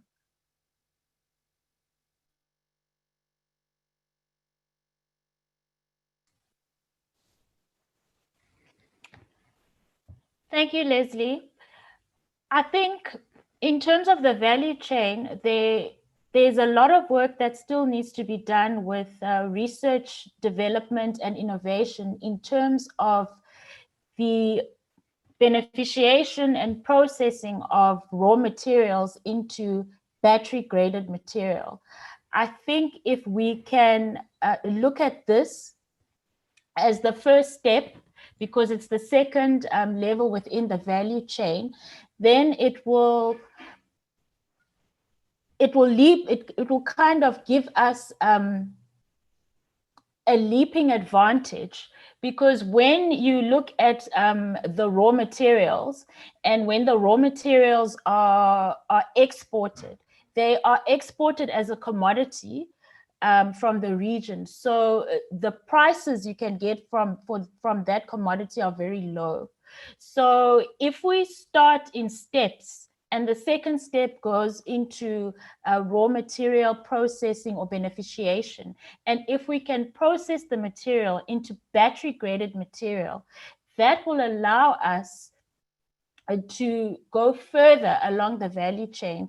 And even if we export the battery graded material, it will allow us to get more value from what we're exporting, because at the moment we seem to be stuck at the first level of the value chain. So in my opinion, I feel that we should invest more in raw material processing into battery graded material.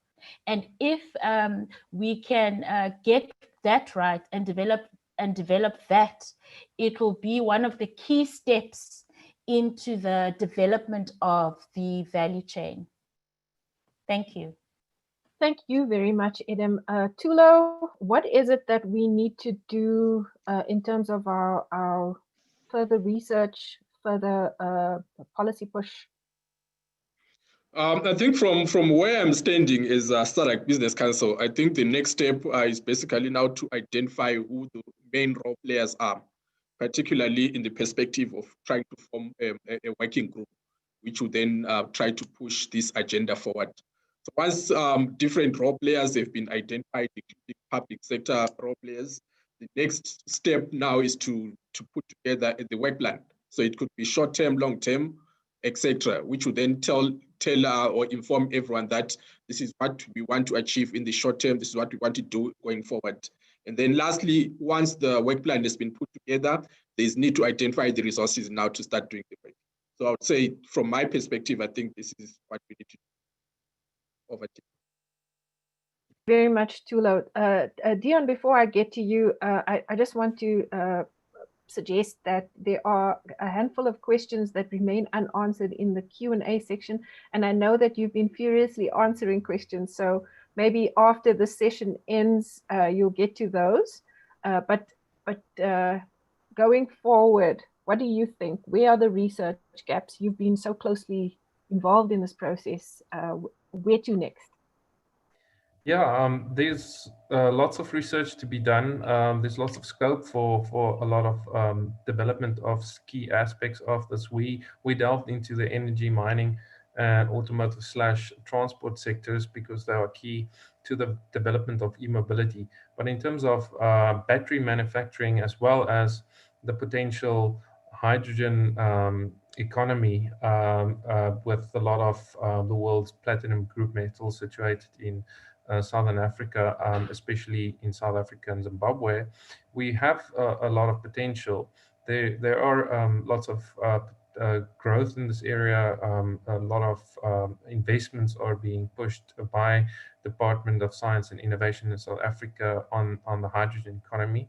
But in terms of battery, I'd like to point you back to some of the policy suggestions in terms of the certain policy certainty that's already there in the region in terms of the SADC Secretariat and SADC policy on not only the green economy, but also the regional SADC regional indicative strategic development plan for 2020-2030. A lot of business and investors can go have a look at that and see that there are a lot of policy certainty available regionally. It's really a question of connecting that to national interest and industry-wide acceptance. And industry, I feel, should make use of this and really lobby the government to be in line with some of the policy suggestions there, to enable the necessary initial steps.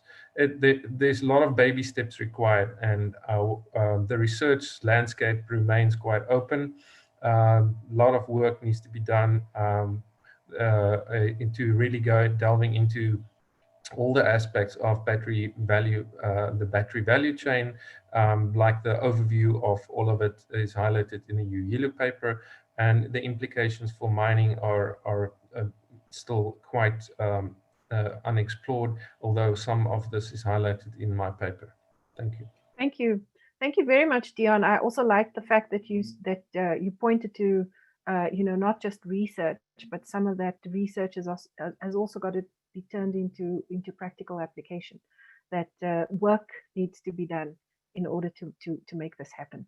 So thank you very much, ladies and gentlemen. I know that we can't applaud, but let us thank our panelists, our presenters, for this wonderful engagement. Thank you very much for your robust engagement via the question and answer chat. I thank SAIIA once again for inviting me to participate in this really interesting session. And I now hand over to our colleague from UNIDO, Ms. Valerie Geen. Ms. Valerie Geen, sorry for that. Thank you. Take care. Bye-bye. Good morning and welcome, and thank you very much, Leslie, for handing over to me. And thank you to SAIIA for the invitation. And a very good morning to all our participants that are on this group. I think it's been interesting to listen to the various discussions. And in order to just connect, I guess, the first session with the second session, I wanted to pick up on one or two things quickly before I actually introduce our panel and ask them to take us forward, because I do believe that our session is about some discussion and suggestions about how we take ourselves forward. I think I was quite interested in Dion's sketching of the various scenarios. And one of them was, well, I think you had 6 Ps actually that I heard you listing this morning. One of them was, do we go for a preposterous solution? Do we go for what's possible? Do we go for what's plausible? Do we go for what's projected? And do we go for what's probable? And what you suggested in the end was it would possibly or preferably be the option of going for what's preferable. And I'm hoping that our expert panel, we have about 5 people on our panel, but we'll start with 2. And I think I'm looking forward to hearing from them. Which of those scenarios is a combination? Which one is the most likely? And as you sketch your response to the topics at hand, what do you then propose as what's preferable in the SADC region? And I wanted to also just pick up on a couple of issues that are raised. These are by no means an exclusive list of the issues that have been raised, but I've picked on those that I've heard quite often in many platforms. And by the way, sorry, I should have introduced myself a little bit more before I started, so I'll do that shortly. But in the various platforms where I've engaged in my own previous work and current work, I think if there's one word I've heard many, many times, especially from the industry sector, it's that of policy certainty. So I think we caught up with a chicken and egg situation quite often. Who makes the first move? Do we need industry to show its cards and its intentions and just do it? Or do we have to sit back and wait for policy certainty? And what do we mean by that policy certainty? And bearing in mind that here we're talking about a group of countries, not just one country, those contexts will vary, although of course there is an integrated, hopefully an integrated approach as we look at these issues from a SADC perspective.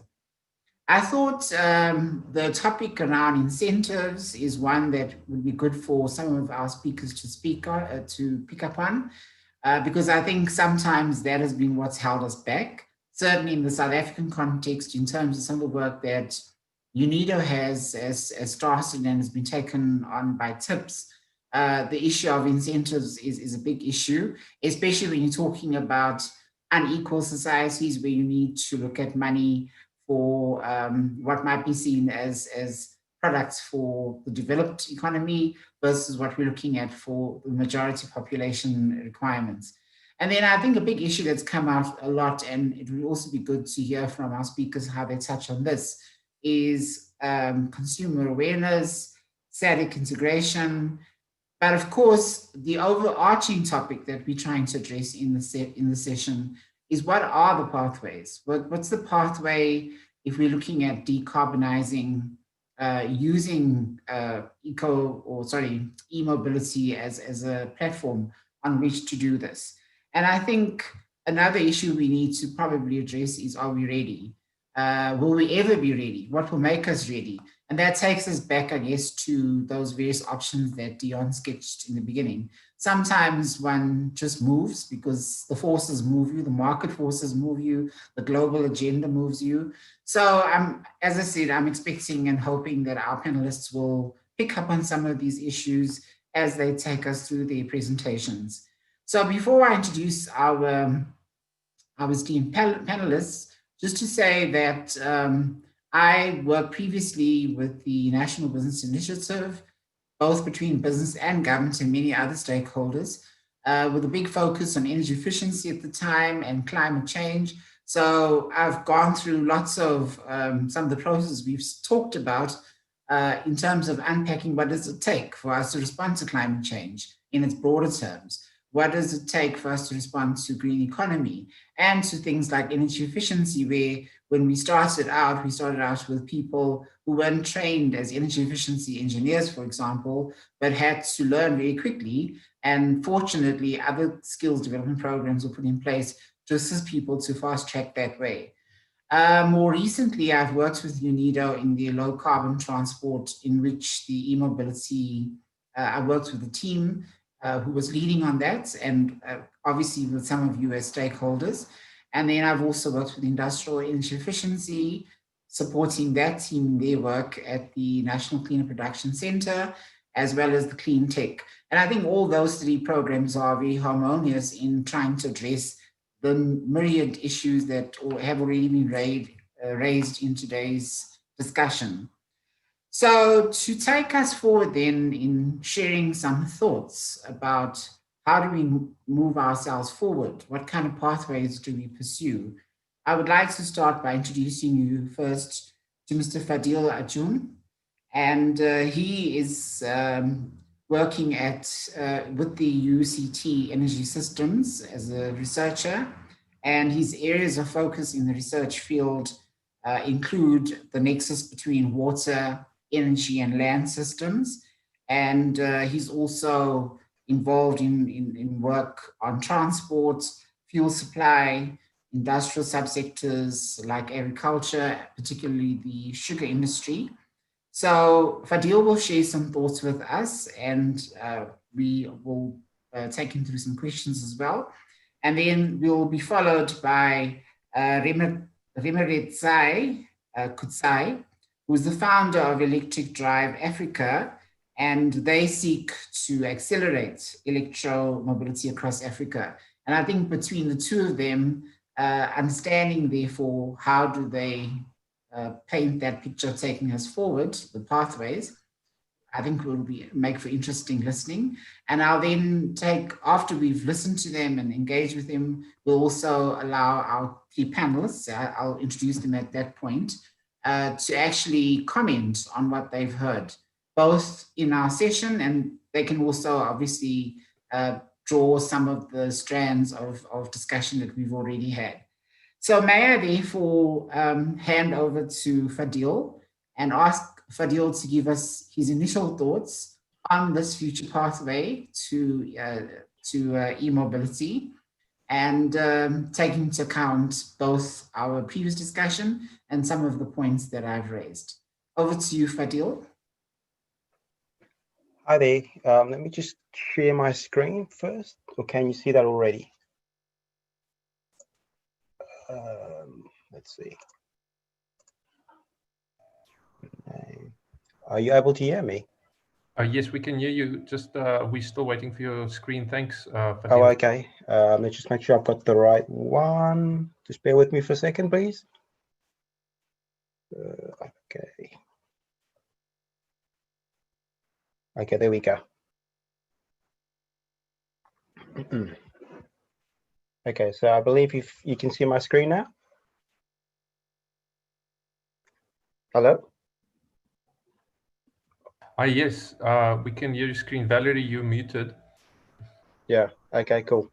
Oh, okay. So It's I'll very be presenting. Sorry, Fadil, I was just asking if you could put your presentation on full screen. Is it not? Oh, okay. Yeah, it's the first time I'm doing this actually. It's just very small. It looks like you're projecting it from your cell phone. it's. Oh, okay. Let me have another go. Sorry about this. Sorry, guys. So while we're waiting for Fadil to get his presentation up, I think I'm just going to add a few more thoughts for us to think about and consider in our questions or discussion. And that also therefore includes, talking about decarbonization discussion from Dion, I think especially, talked about how do we move from a current very highly carbon intensive economy at the moment. Obviously, it's not the same in all countries, but that's one of the issues we need to explore.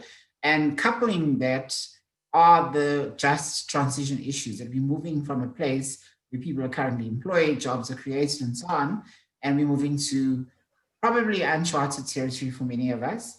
And then, of course, there's the question of that's come up a few times from various speakers, the issue of impacts on human beings, as well as the human capital required for us to take ourselves forward. But Fadil, are you ready for us to proceed with you? Give me a minute. I'll try that again. It's often the case when you have too many screens on you that you're not quite sure which screen to share. I'll try that again. Let's see. You had it right. Just okay. Is that better?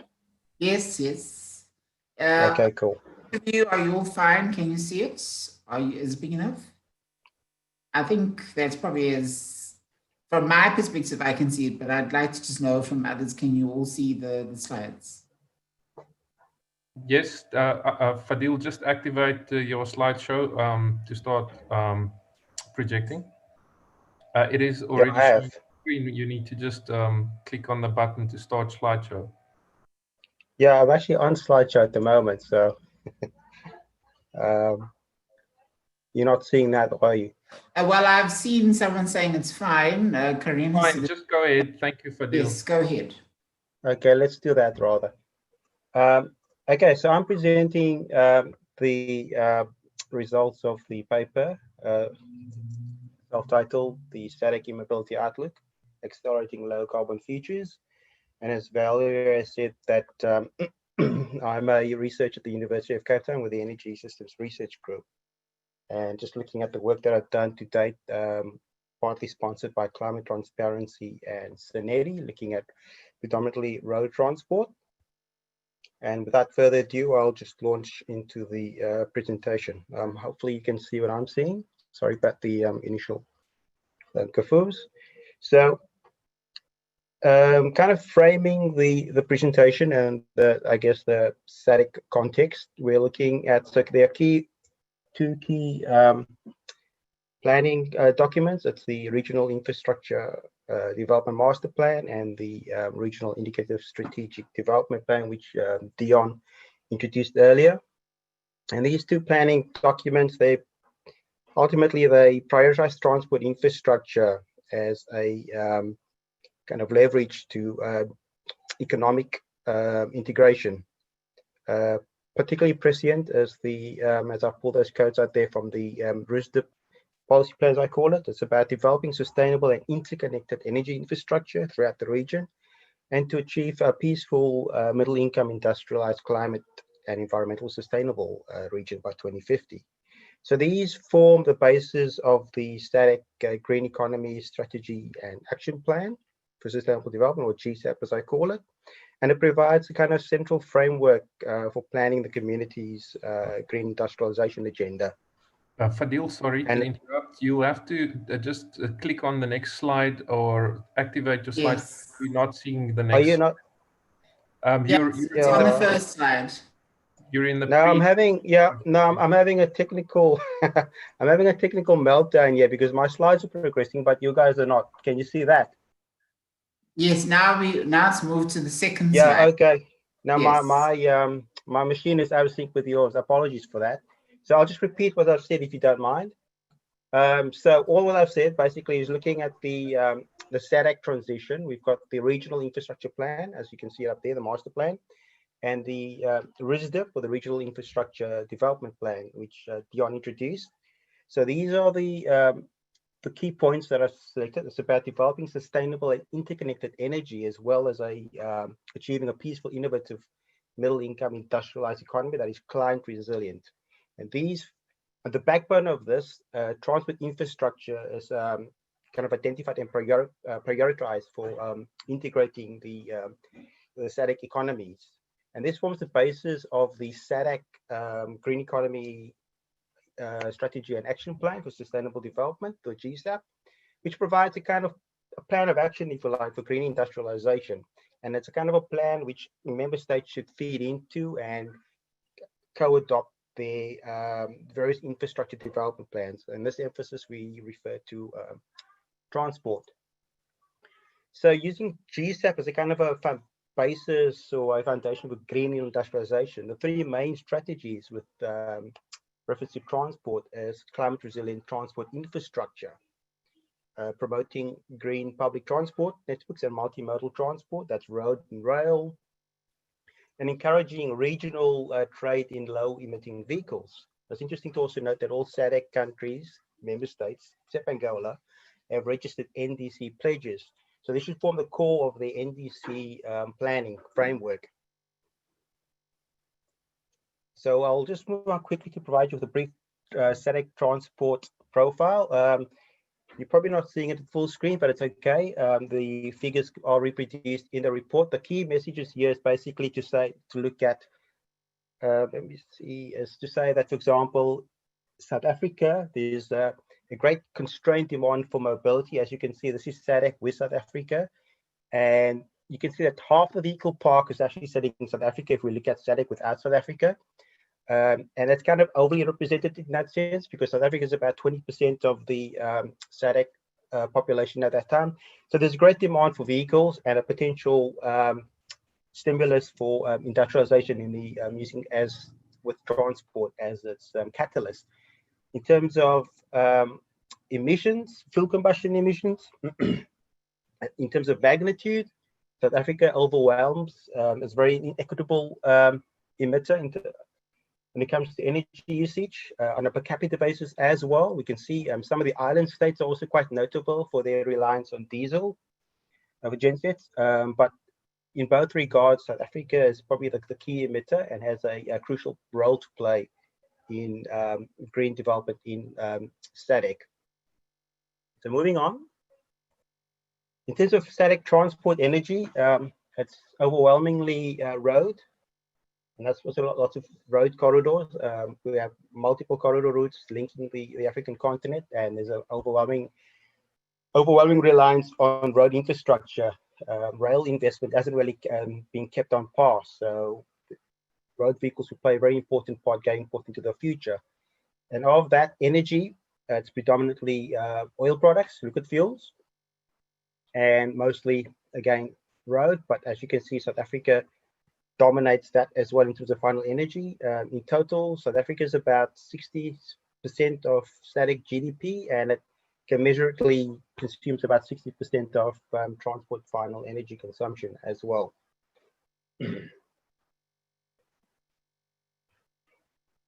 So we spoke a bit about, Dion's presented earlier about in terms of regional distribution of resources and potential going into the future. This is just a quick chart to show you that some of the key countries and key resources that are at play at the moment on your left. my left, you can see, for example, the DRC, major in terms of its export trade, as mostly key new energy minerals. We've got cobalt and copper. Angola is primarily dependent on crude oil, but it imports a lot of refined product. Mozambique, coal. South Africa, it's a balance, it's a bit more mixed. We've got platinum resources, manganese, some coal, and also, very importantly, vehicles and parts.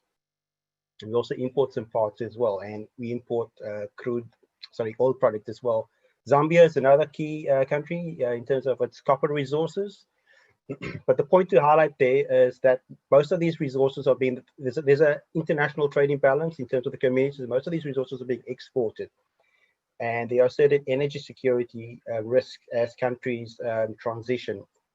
Likewise, with our electricity sector, it's a bit lopsided. South Africa we've got the majority of the electricity grid in South Africa and demand, as one can see on this shot illustratively. 40, well, it depends on what Eskom's up to these days, but figure of merit, about 40 gigawatts of capacity sitting in South Africa. And that's the overwhelming proportion of the SADC community, as you can see, as those circles are indicative of. But most of our partners are actually international. Most of these corridor routes are actually using South Africa as a conduit. Port of Durban is the key corridor. OR Tambo is also the key corridor as well for freight for aviation. In terms of energy resources, again, these figures are indicative. One doesn't necessarily have to strain your eyes to see numbers, but the chart in your left is basically indicating the sort of energy resources that we have, and it's essentially still largely as hydro. Most of the renewable energy, it's been quite rapidly, it's grown quite rapidly in the last few years, but most of this is actually sitting in South Africa. That's 5 gigawatts. So there's not much uptake in terms of diversifying the renewable energy portfolio in South Africa, and there's opportunities for that to grow. The chart on your right would be also sort of systemic lopsidedness in terms of energy flows. Most of the current fossil fuels are heading out to countries that are in a state of transition: China, USA, Europe. You've got crude oil coming in, but that refined product is capacity, is sitting in South Africa. So there are energy security risks as countries transition, and one needs to kind of harmonize or integrate these sort of development plans and strategies going forward into the future. This slide, my next slide, basically emphasizes this. We see that in terms of low emission vehicles, national and regional policy is stimulating demand.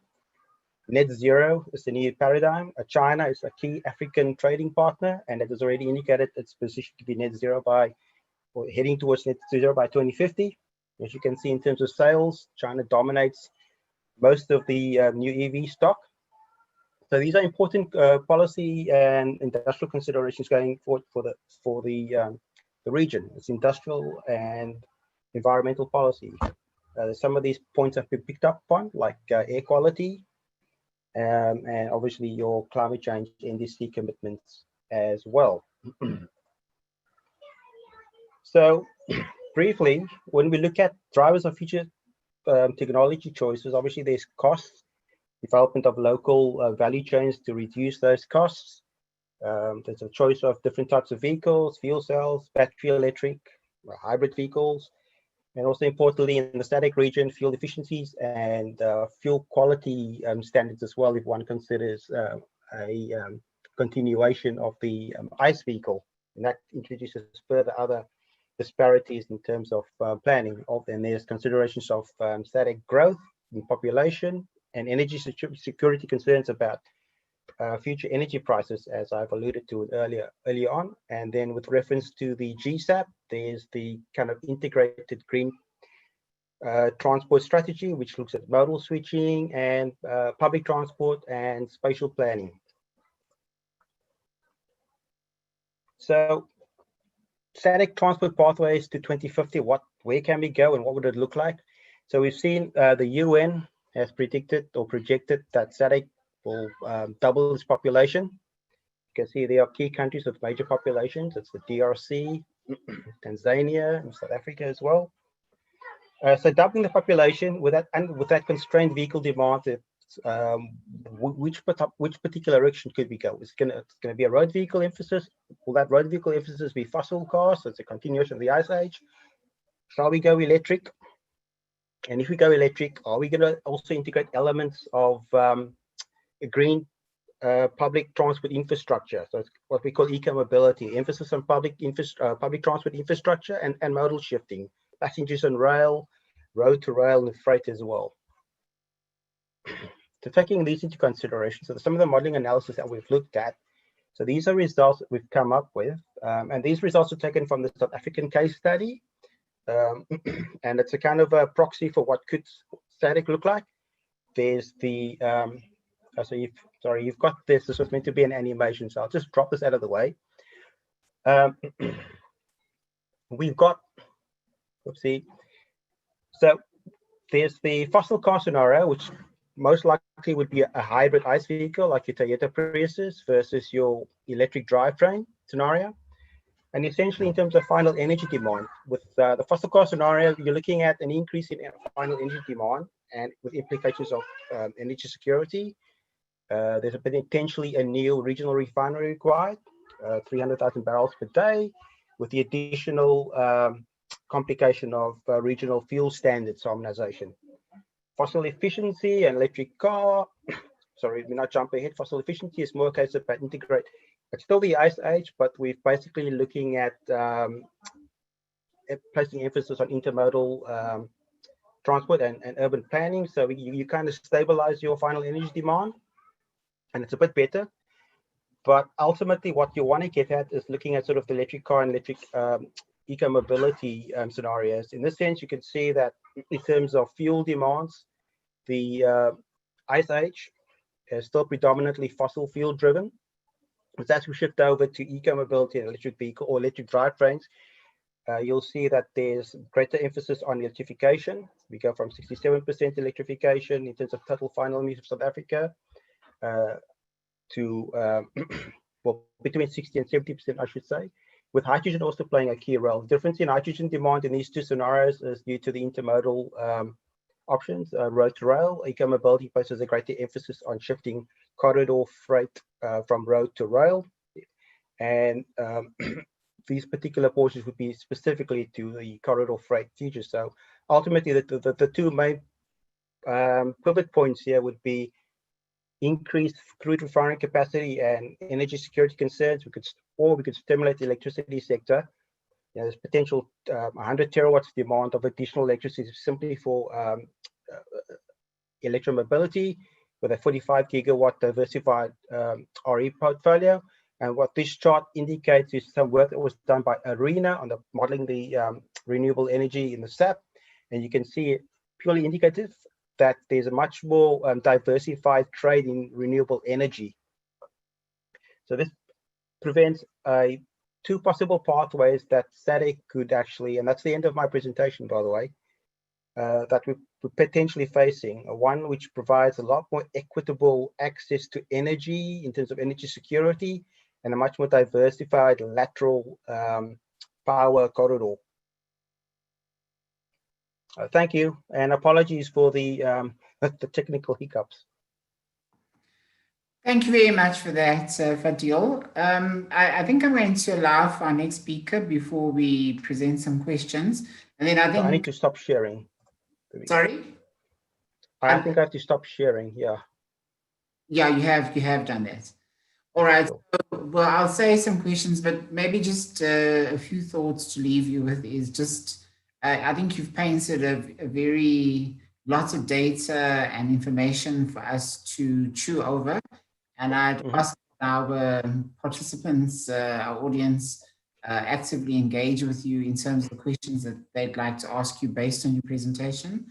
But I guess in the end, I'm going to come back to asking, how do we get there? With all this data and information and scenarios that we presented and the pathways that you've presented for us, what are the practical steps that are going to take us on a journey, and which is the preferred journey?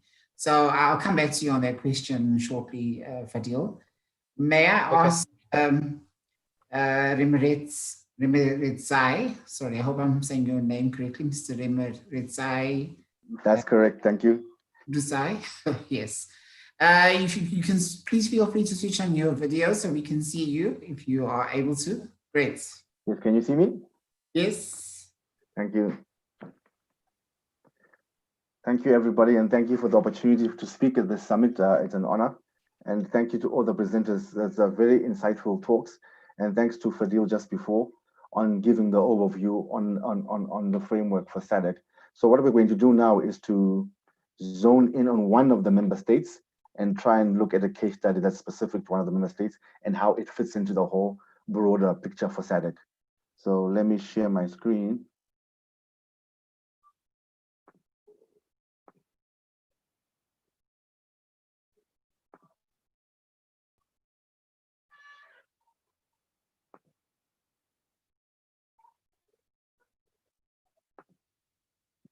Are you able to see my screen? Yes, thanks. You'll need to just start the slideshow. There you go. There it is. Okay. So thank you very much. So we're looking at the e-mobility outlook, and we're looking at Zimbabwe in this case.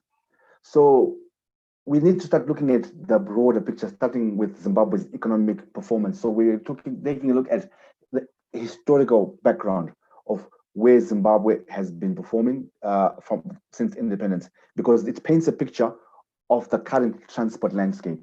So Zimbabwe's economic performance over the past almost 40 years can be split into three sort of like stage ages, according to this has been summarized nicely by the African Development Bank, whereby post-independence, there was a period of moderate growth, also oscillating to some small depressions, and then some growth again. But it was almost sort of like hovering, ranging between about 5 to 6%, and then dropping to about negative 8% or so.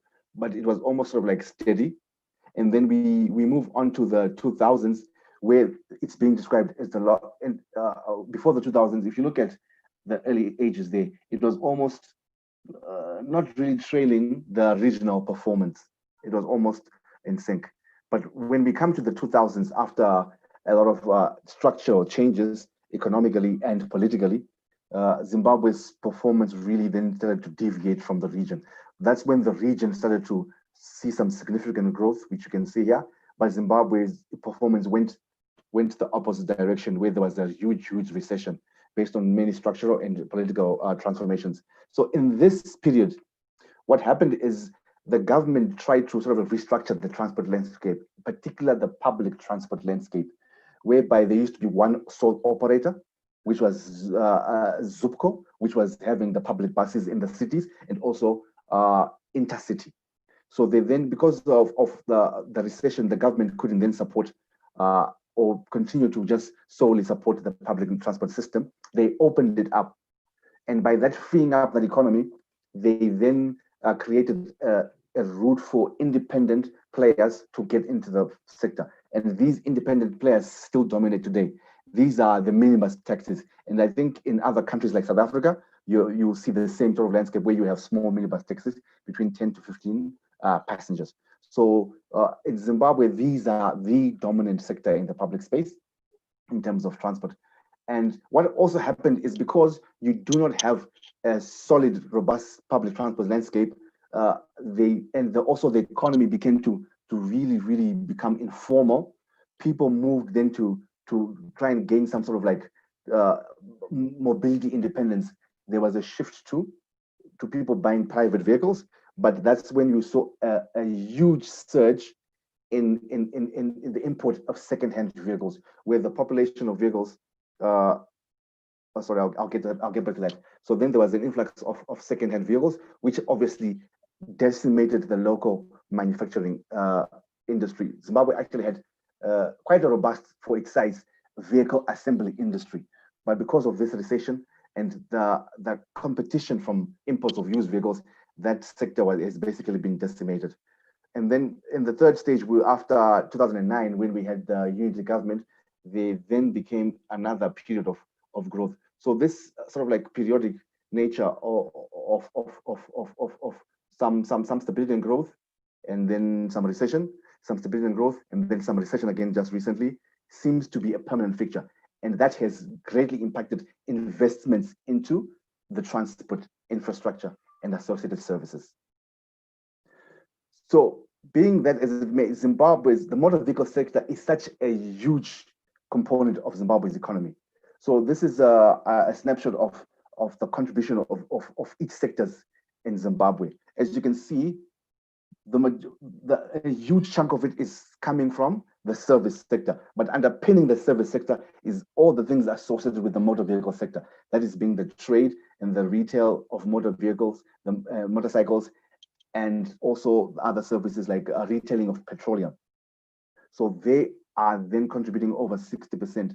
The service sector is contributing 60% of the economy, but within that, the majority of that is associated with the motor vehicle sector. So it is a huge chunk of the economy. So by looking at how this is such an important factor, how does then electromobility have a role to play in kickstarting the economy?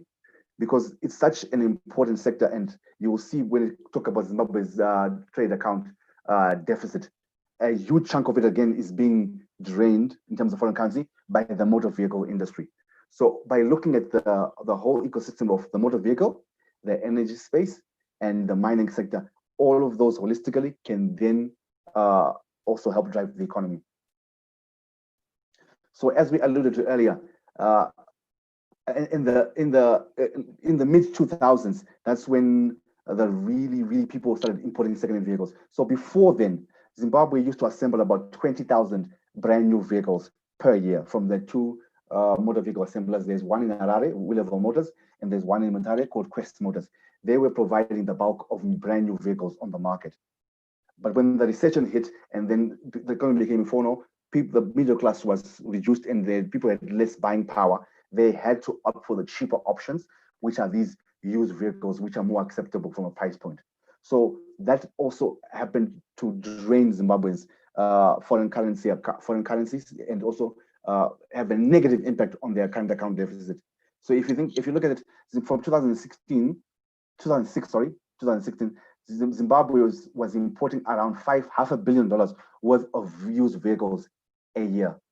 And then in 1 year alone in 2010, almost $1 billion was used just to import used vehicles. And then in that corresponding time, in 1997, Zimbabwe was producing 20,000 brand new vehicles assembled in Zimbabwe.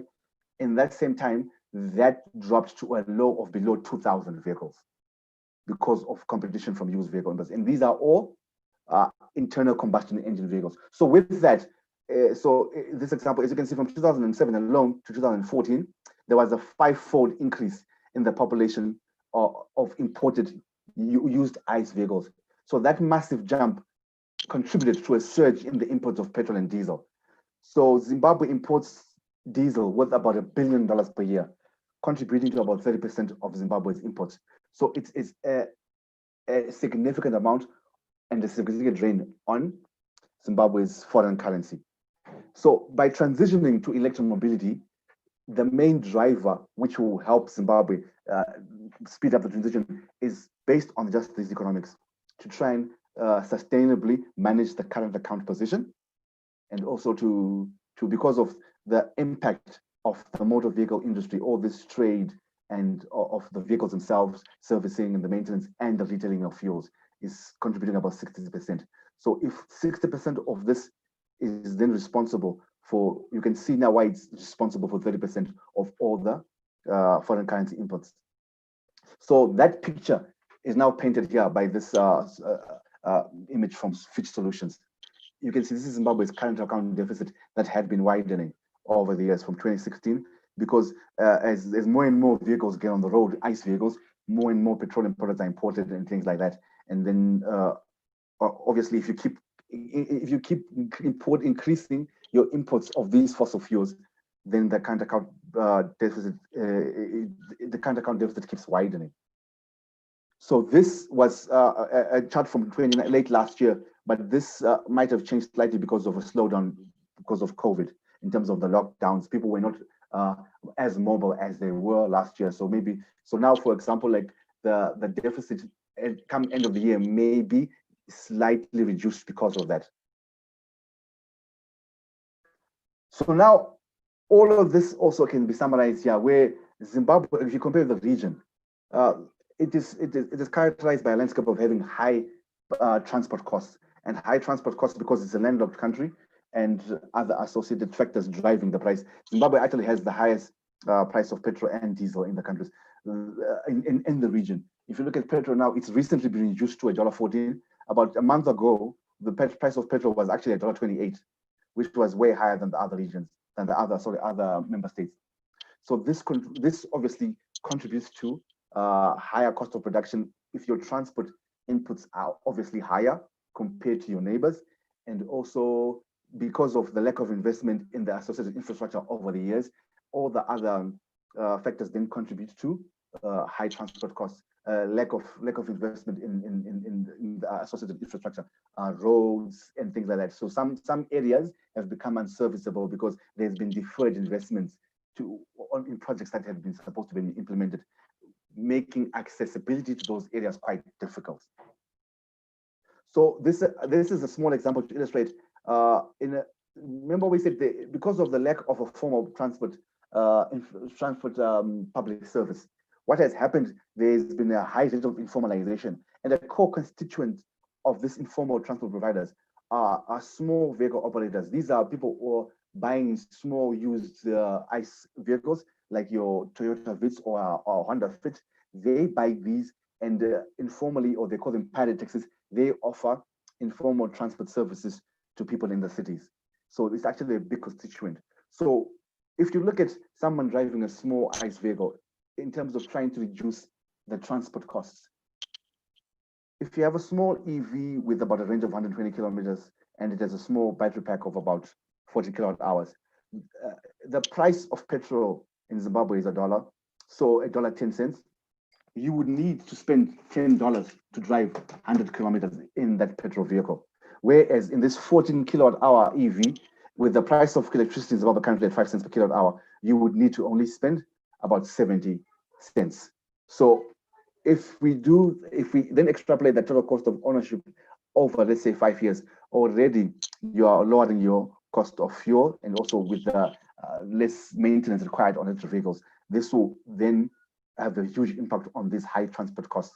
This is just an example to illustrate in this segment. Obviously, it can be extrapolated to larger operators as well, with electric buses, and also like on the delivery or logistics industries now, because ever since COVID, the online delivery industry is actually also growing in Zimbabwe as with other markets. People are also now starting to order online, or be it via WhatsApp or other dedicated platforms, and then people then deliver goods and services to where they are. And these are all currently using internal combustion vehicles, be they motorbikes or small vehicles or small trucks.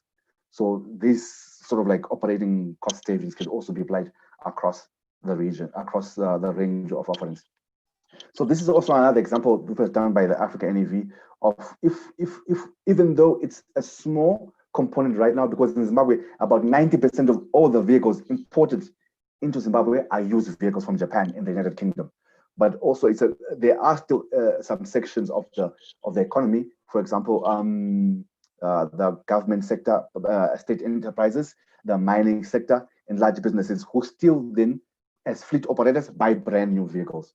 So there's also an example to try and show on the cost side, the competitiveness of electric vehicles. So if we look maybe at an executive medium-sized car, if you see the cost based on the same costs, the price of fuel and the price of electricity per kilowatt hour, it would cost you about 10 times more to drive a Mercedes C-Class versus a Tesla Model 3, a mid-size premium sedan.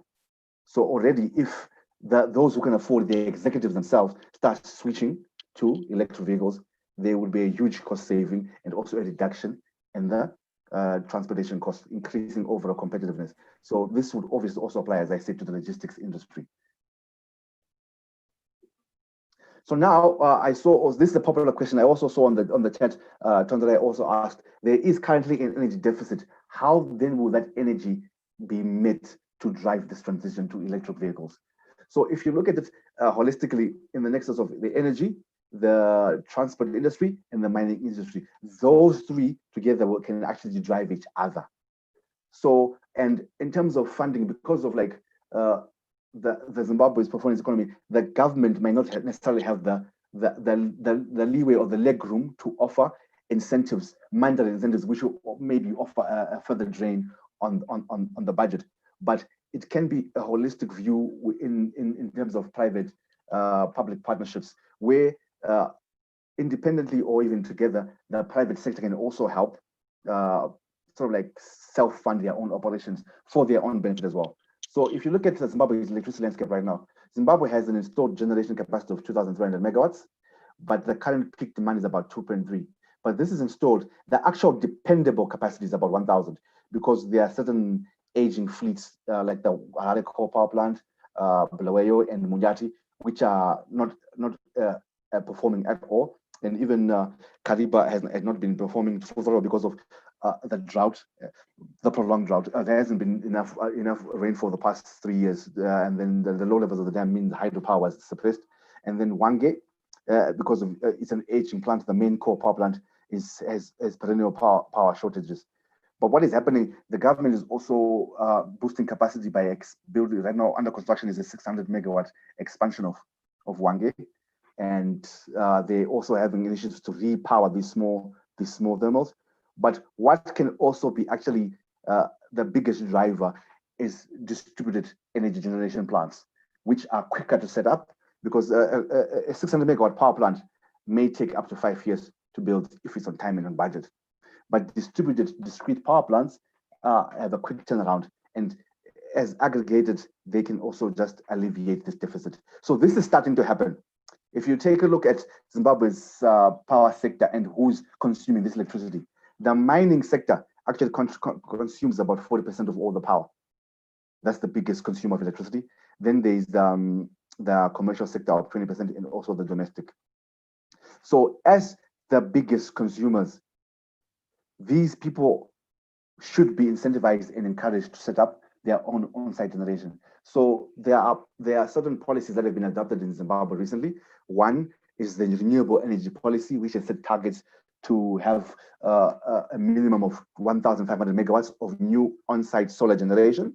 And there's also the net metering policy, which has been set up to incentivize people to feed in to the grid some of their excess generation. It has some limitations whereby it's limited to generators of 100 kilowatts and below, but it's being updated now, and people are lobbying for that threshold to be increased to at least 1 megawatt. And then therefore, all of these distributed systems can then feed into the grid to help bridge the gap. So it's already starting to happen. So what is happening is the new renewable energy policy is strongly promoting independent power players. So there are about, over 70 independent power players who've been registered.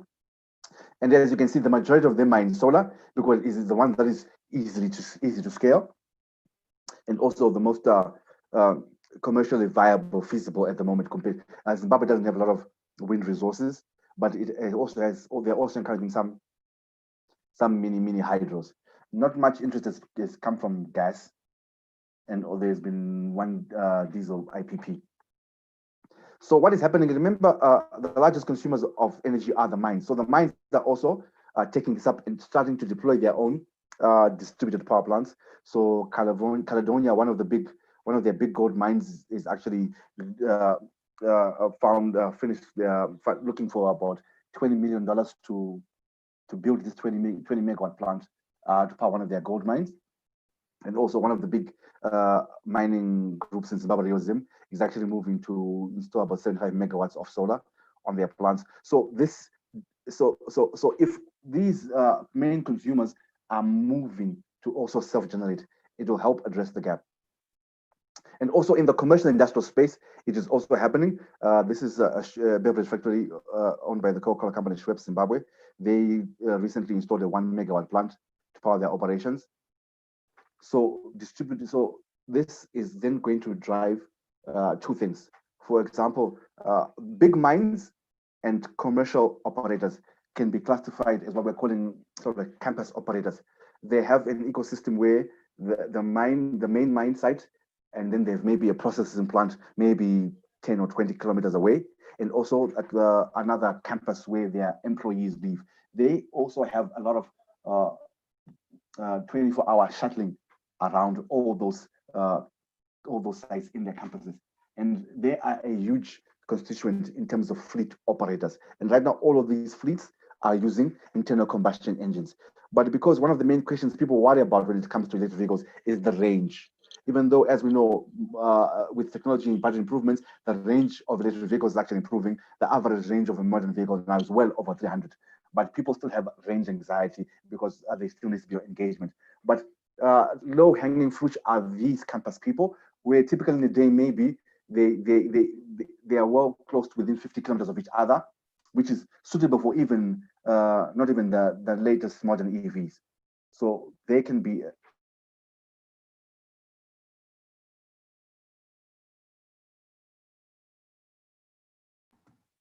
Are you still there, Remeretsai?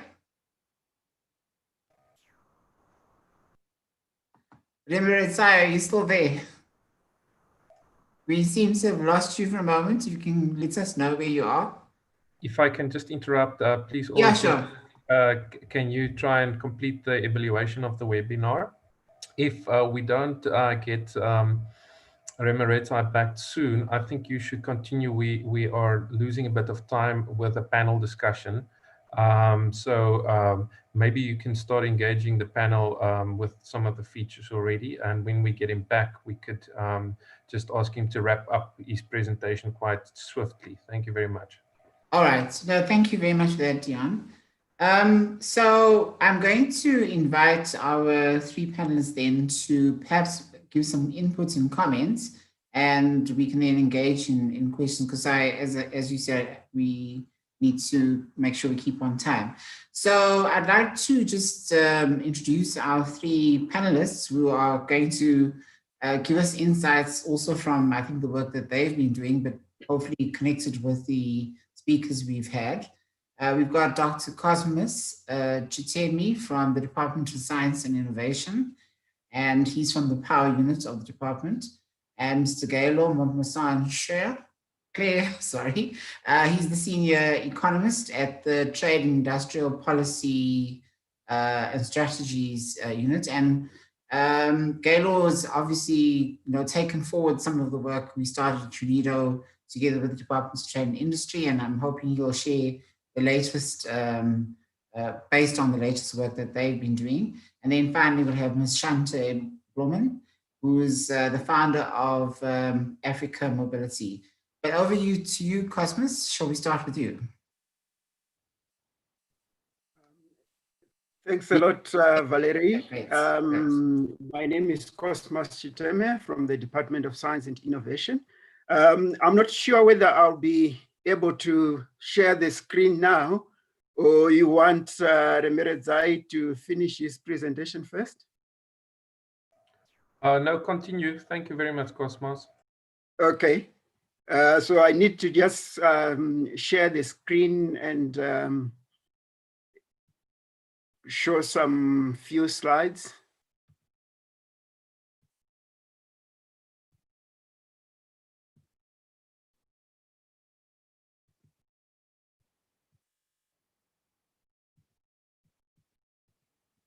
Are you all able to see my screen?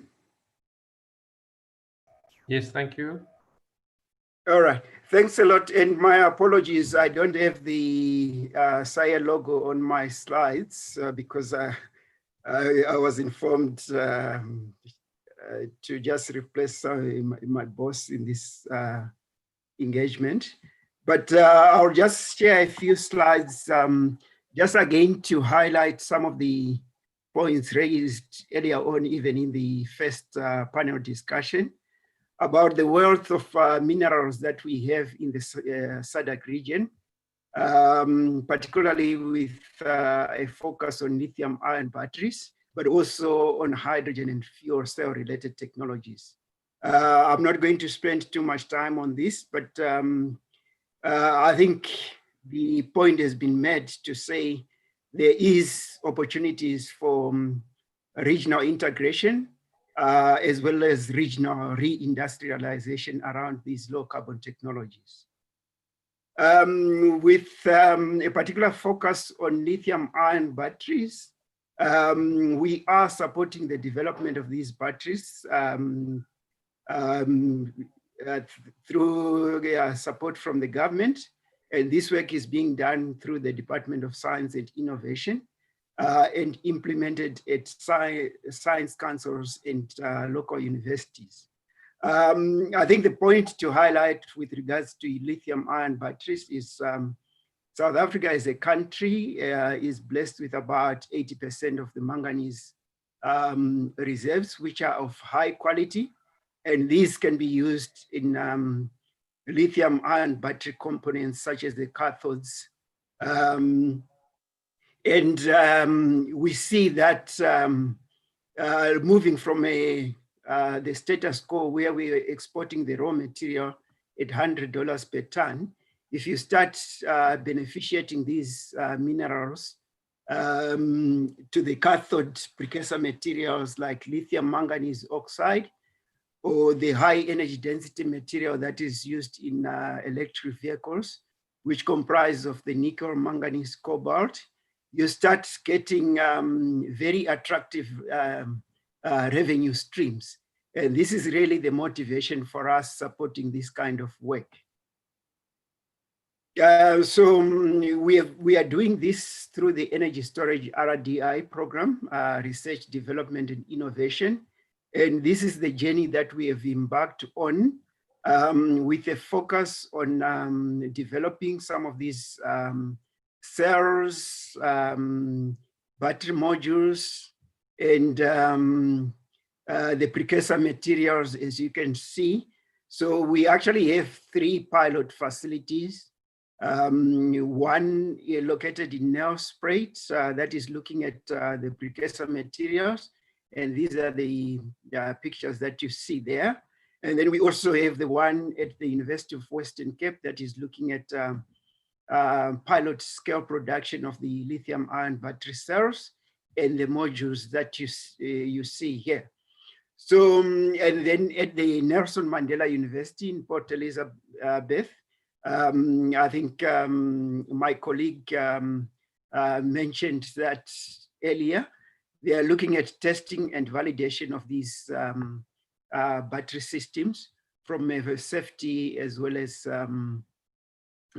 integration into some vehicles as well.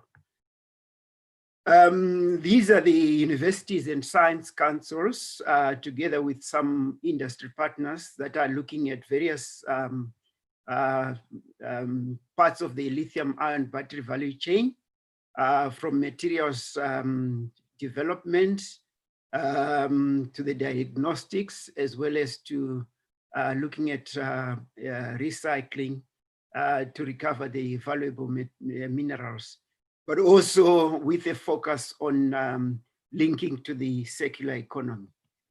With regards to the beneficiation of the platinum group metals, again, we are looking at value-added components like your catalysts, membrane electrode assemblies, and the stacks, which are really the components that you find in a fuel cell system, both for mobility as well as for stationary applications. And again, as you beneficiate these, or as you develop these value-added components, you start getting increased revenue streams that will then make it attractive to contribute to really economic growth, but also to produce these value-added components locally and contribute to local manufacturing. Recently, we have initiated the development of a hydrogen society roadmap, where we are looking at introducing hydrogen and fuel cell related technologies in the broader societies to targeting various economic sectors. And it's a very multi-stakeholder approach that we have taken in order to create a common vision that all stakeholders would buy into as we broaden the deployment and the use of these technologies in various sectors of the economy. So we have identified some growth areas that would then allow for job creation, economic development, industrialization, contribution to energy security, address issues of just transition in various areas, in various growth areas such as energy, mining, transport, as well as continued research, development and innovation. So we are looking at a number of growth enablers, and one of which is education, skills, and capacity development, as highlighted in the earlier presentations. These are some of the applications that we have done to date, where we have actually extended the range of battery-only scooters using a combination of the batteries and fuel cells to actually increase the range per charge to 3 times what it was with the batteries on. So that talks to issues of productivity, but also cost effectiveness of the solutions. We have also done a fuel cell powered forklift that is currently working at the Impala Platinum refineries in Springs. But going forward, we are also looking at introducing these technologies in fuel cell powered trains, particularly in areas where the tracks are not currently electrified, because case studies from other countries show that in such cases, the hydrogen fuel cell powered trains are actually economically viable compared to putting up electric infrastructure, or rather new infrastructure for electric trains. We are also looking at heavy duty trucks, and as indicated, there's a number of corridors in the region, and I think it will be beneficial to start looking at those corridors as possible routes to initiate decarbonization of these heavy duty trucks. In terms of just a few concluding remarks, I think in the interest of time, I'll just highlight a few of them. The green transport strategy within the South African context is very clear about where most of the emissions come from. And these are coming from road transport mostly. And therefore, we are supporting RDI initiatives that would actually introduce low carbon technologies to decarbonize these sectors. We are also interested in issues of the circular economy, but also realizing that these technologies have got an opportunity to create jobs, not only in cities, but even at rural communities. We are also looking at developing skills in partnership with the Energy and Water SAIIA. On Monday, we actually launched the first training of 20 TVET graduates on the installation, maintenance and operation of hydrogen fuel cells. So they will undergo a 6-week training, and that would actually put them in a better position to be employed or to be absorbed within the industry, the emerging industry. And we are doing this in response to the needs of the industry, but also looking at supporting the growth of the industry locally. I'll stop here in the interest of time, and then start engaging and addressing any questions that could come from the audience. Thank you very much, Cosmos. I think you answered a lot of my questions that I posed at the beginning, but I also want to say thank you to our other two speakers, and I really, time is against us, so we're going to have to go quite quickly in order to be able to get some questions in. But in the meanwhile, can I just suggest that you also keep an eye on the Q&A because there are questions posted up already for Fadil and Redzai. Could you just conclude your presentation before we move on to Gaylos? Just a few minutes, to say what last thoughts you had, and then we'd like to move on to Gaylo.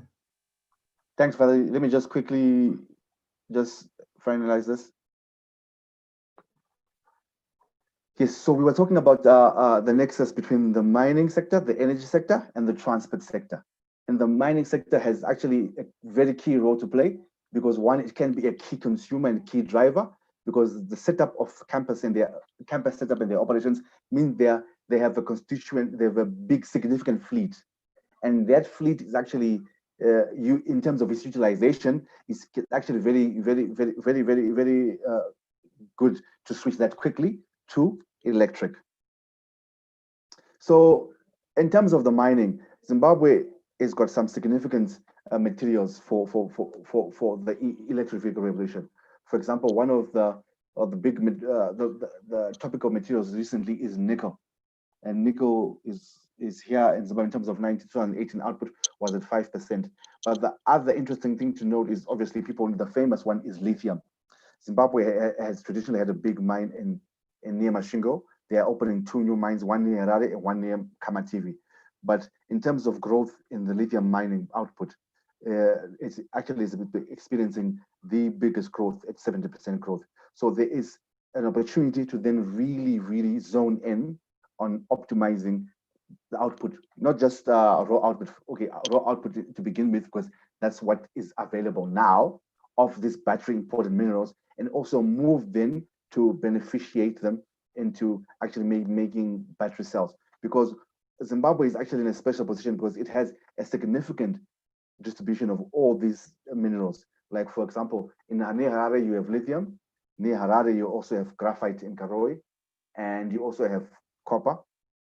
So, and you also have nickel, which is about 100 kilometers from here in Bindura. So all the key constituents that you need for the cathode and then for the anode, you have them in Zimbabwe. So it would be easy to really start looking into how to then beneficiate these and really ramp up production. So also nickel output has actually been ramping up quite nicely. And as you know, as the chemistry is moving towards nickel-rich batteries, I'm sure you all saw what's happening with Battery Day. Tesla, one of the biggest producers of batteries, is focusing more on nickel-rich batteries for their high-range, high-performance vehicles. And this is just a snapshot of all the other minerals and metals that are available in Zimbabwe, which we can capitalize on. So it's quite important that there is a coordinated approach to then focus on extracting real value from the mining sector, the energy sector, and the transport sector. And recently, it's good to know that Zimbabwe has announced that they are launching soon an electric vehicle energy policy. So it's being drafted now. So as people draft it, it's good to put targets, not just on adoption and penetration of electric vehicles, but also how to use these resources that we have currently as part of the roadmap of the electric vehicles. Thank you. Thank you very much, Redzai. And I'd say again, thank you to all three speakers. I'm going to move on to Gaylo. Please save your questions or post them in the meanwhile so that we can just do that together and think of your answers. But I just don't want to lose people before we've had everyone speak. So Gaylo, can I invite you to join us? Thanks a lot, Val, and thank you to SAIIA for the invitation.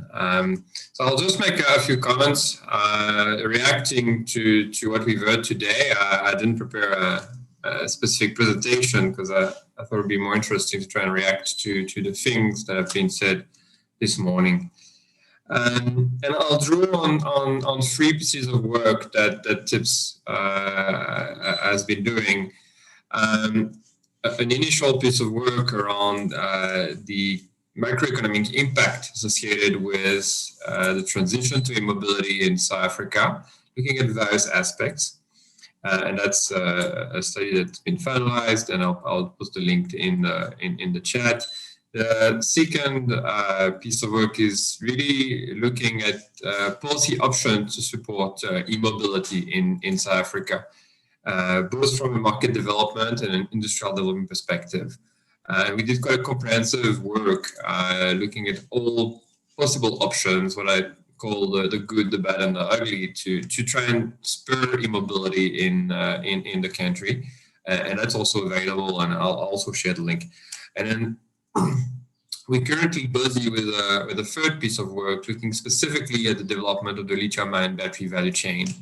And that is currently underway, but I'll also share some brief insight on that.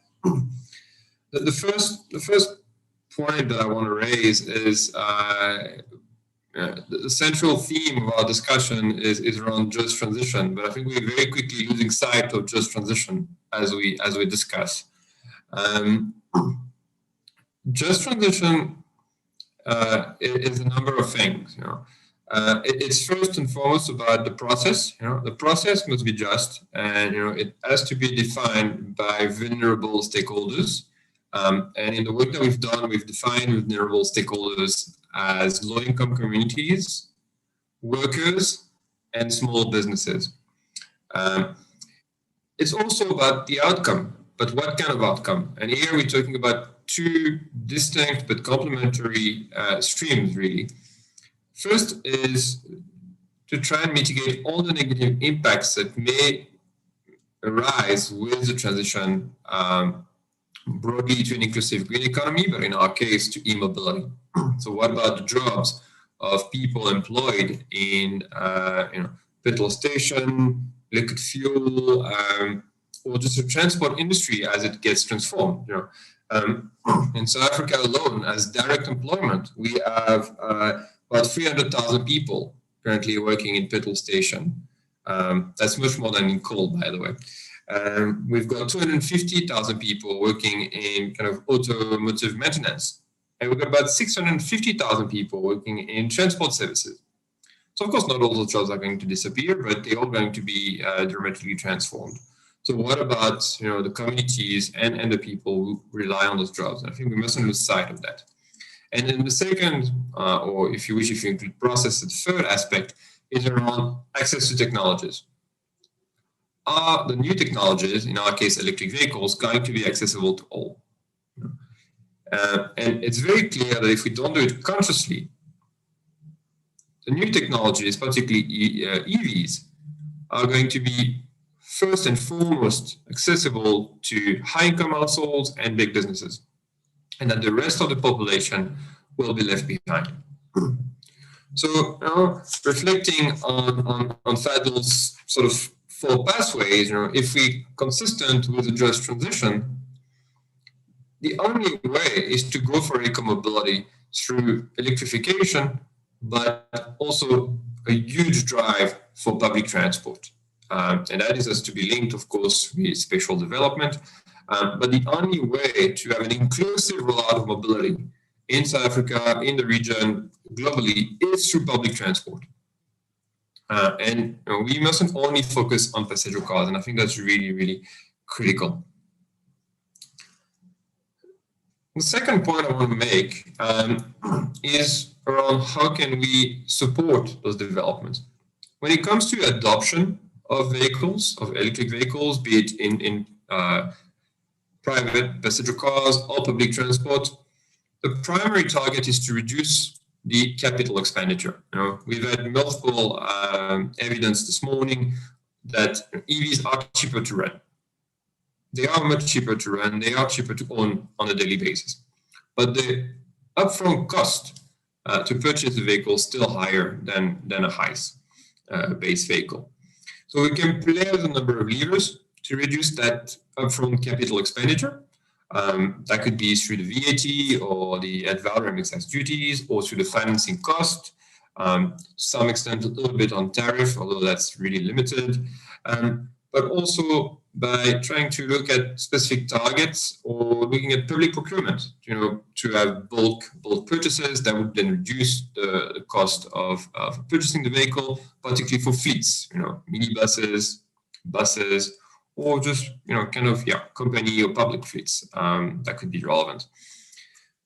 In addition to playing with the capital or capital outlay or trying to reduce the capital outlay, yes, there's a number of secondary measures that can be implemented, looking at the fuel or the operating cost, or making just EVs more attractive, looking at the associated cost.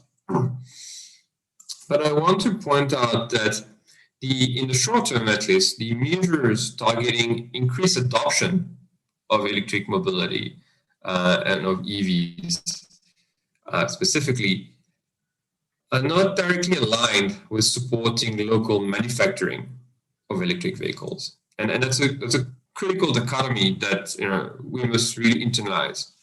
A lot of the measures aimed at supporting adoption are actually likely in the short term to lead to increased imports and undermine local manufacturing. And if we focus solely on manufacturing and the other way, there's just too little demand domestically to use local demand to support local manufacturing. So the two are not directly aligned.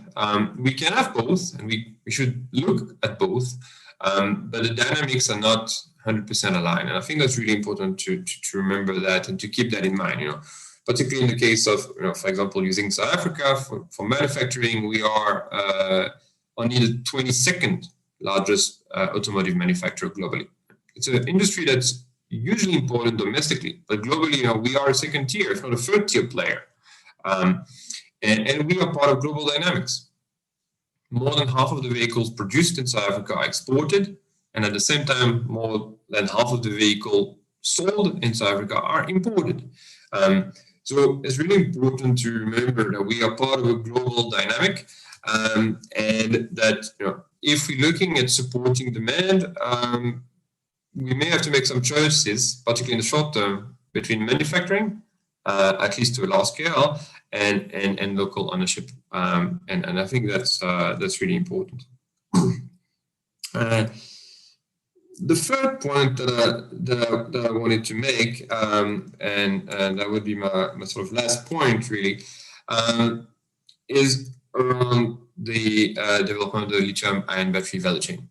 It has been pointed out extensively that in the region we have all the minerals to produce lithium-ion batteries, as well as actually electric drivetrains. But we mustn't forget that having the minerals in and of itself is not a competitive advantage. It is necessary but not sufficient to be competitive in the value chain. What having the minerals in our soil does, it warrants that we look at how we can extract as much value and resources and rents from having those minerals, and how can we move up the value chain, as we say. But it's really important to understand that these are minerals that are priced at global levels, that the price sensitivity to a battery pack, price sensitivity of a battery pack to mineral prices is fairly low. So we need to say, okay, we have the minerals, and in some cases we are heavily dominant. Platinum, manganese, in the region, of course, cobalt, copper. How can we leverage and then move to refining of those minerals and then into the manufacturing of parts and components, for example, it could be anodes, cathodes, electrolyte solutions, the casing. What we've been looking at the moment is what's happening specifically in South Africa. And we found that we have a number of pockets of excellence, some amazing firms, either long-standing businesses, for example, in the case of the refining of manganese to battery grade in the country, or young small businesses, but rapidly growing small businesses who are producing batteries based on imported cells, as it was mentioned, but adding tremendous expertise, either in the cathode or in the battery management system, or in the way they really sort of package the battery and sell it using using it in specific vehicles. I mean, we've got one company which like a well-known experts around full electric refrigeration trucks, for example. I mean, this is an important niche. So I think we need to refine our analysis a little bit, and what we've been doing at the moment is trying to understand where in the value chain, all the way from mining to refining, to the component manufacturing, to the assembly, to the waste management component, we have a more competitive edge. And I think there are a number of areas, as I mentioned, where clearly we have the minerals. We can refine it, but it does require fairly sustainable, reliable, and cheap electricity. Refining is energy intensive. When it comes to the sales, I think it will be hard for the region to compete with China and the rest of Asia. But in the packaging of the batteries, the assembly, the manufacturing of batteries, leveraging the imported cells, particularly through battery management systems and innovative solutions. Here we have quite a number of companies who actually are very advanced and are global competitors really in the marketplace. And then in the sort of second use, third use, and eventually recycling of the batteries, we also have some tremendous skills in the country, both in the public and in the private sector. I think we need to really understand where we have an opportunity and how that translates, of course, at the regional level. And understanding that regional integration is not about how can the region help or feed into South Africa's policy, but it's how the region. Are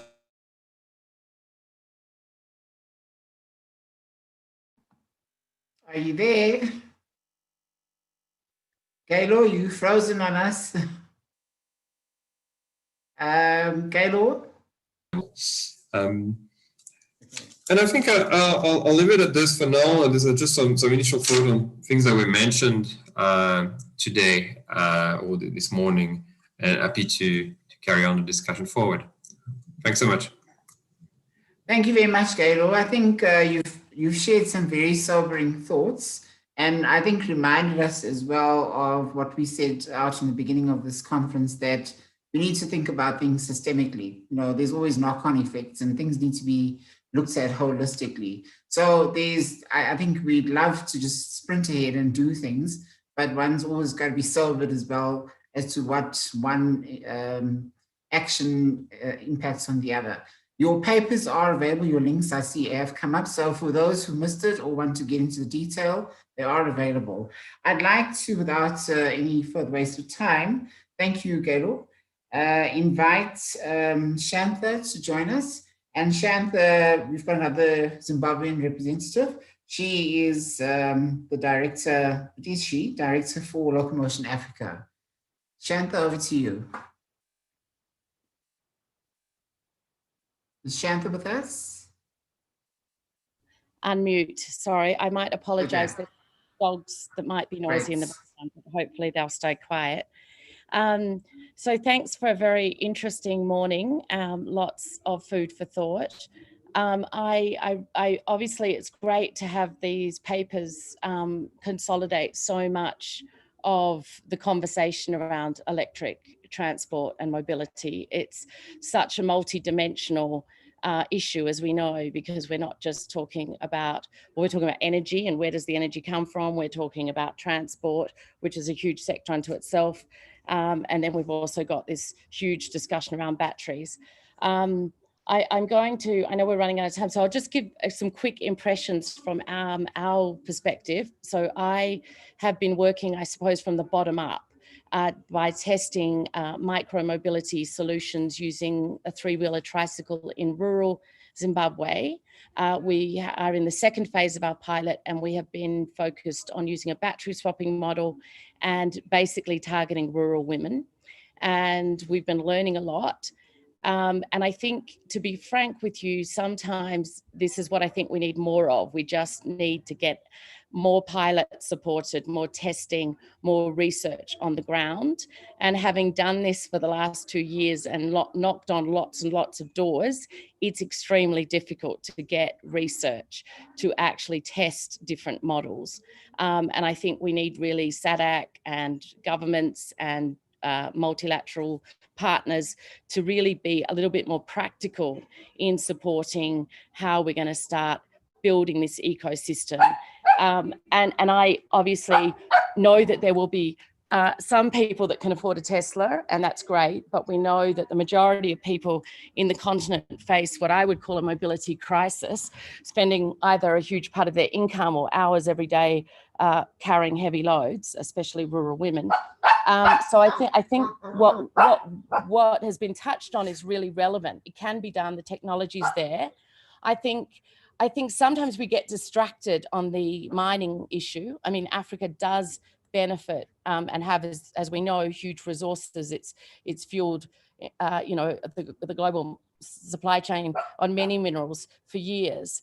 And I think the benefication argument is really important, but also having actually spent time talking to lots of miners and junior miners who need to raise huge amounts of capital to build a mine and often have to get into offtake deals with lithium partners. It's sort of a very complex business, and it's very capital intensive. So I think what I would like to urge is that we start looking at other parts of the ecosystem, and we start looking at how we build from the bottom up, young people with skills to understand renewable energy, to understand how not just to install a solar PV panel, but how to manage batteries, to understand the sort of the chemistry that goes into them and how to manage them. In our pilot, we've been testing lithium-ion batteries using a mix of on-grid and off-grid. And what we know is that, obviously batteries are the biggest investment, but it's critical to how they're managed and looked after. So there's a whole ecosystem of skill building that I think can be done, and we can look to India, where there's some great, great experiences in China, Southeast Asia, in micromobility, but also in EV training. How do we learn and start introducing that practical sort of course and build demand for green energy solutions?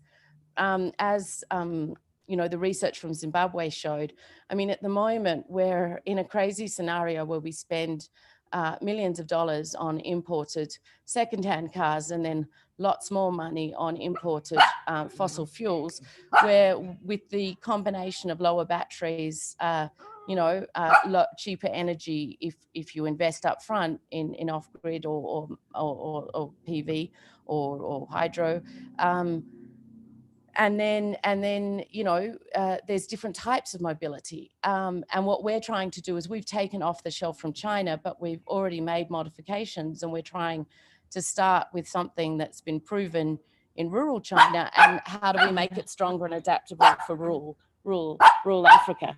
So I think in the conversation, I'm sorry, this dog has gotten crazy. Just to sort of say that I think it's a really exciting space, but I think what I urge and hope SADC will do is really look to practical policies and pilots that can be tested, so that the policies can be designed on experience. We know in Zimbabwe, for example, there is no policy on micromobility.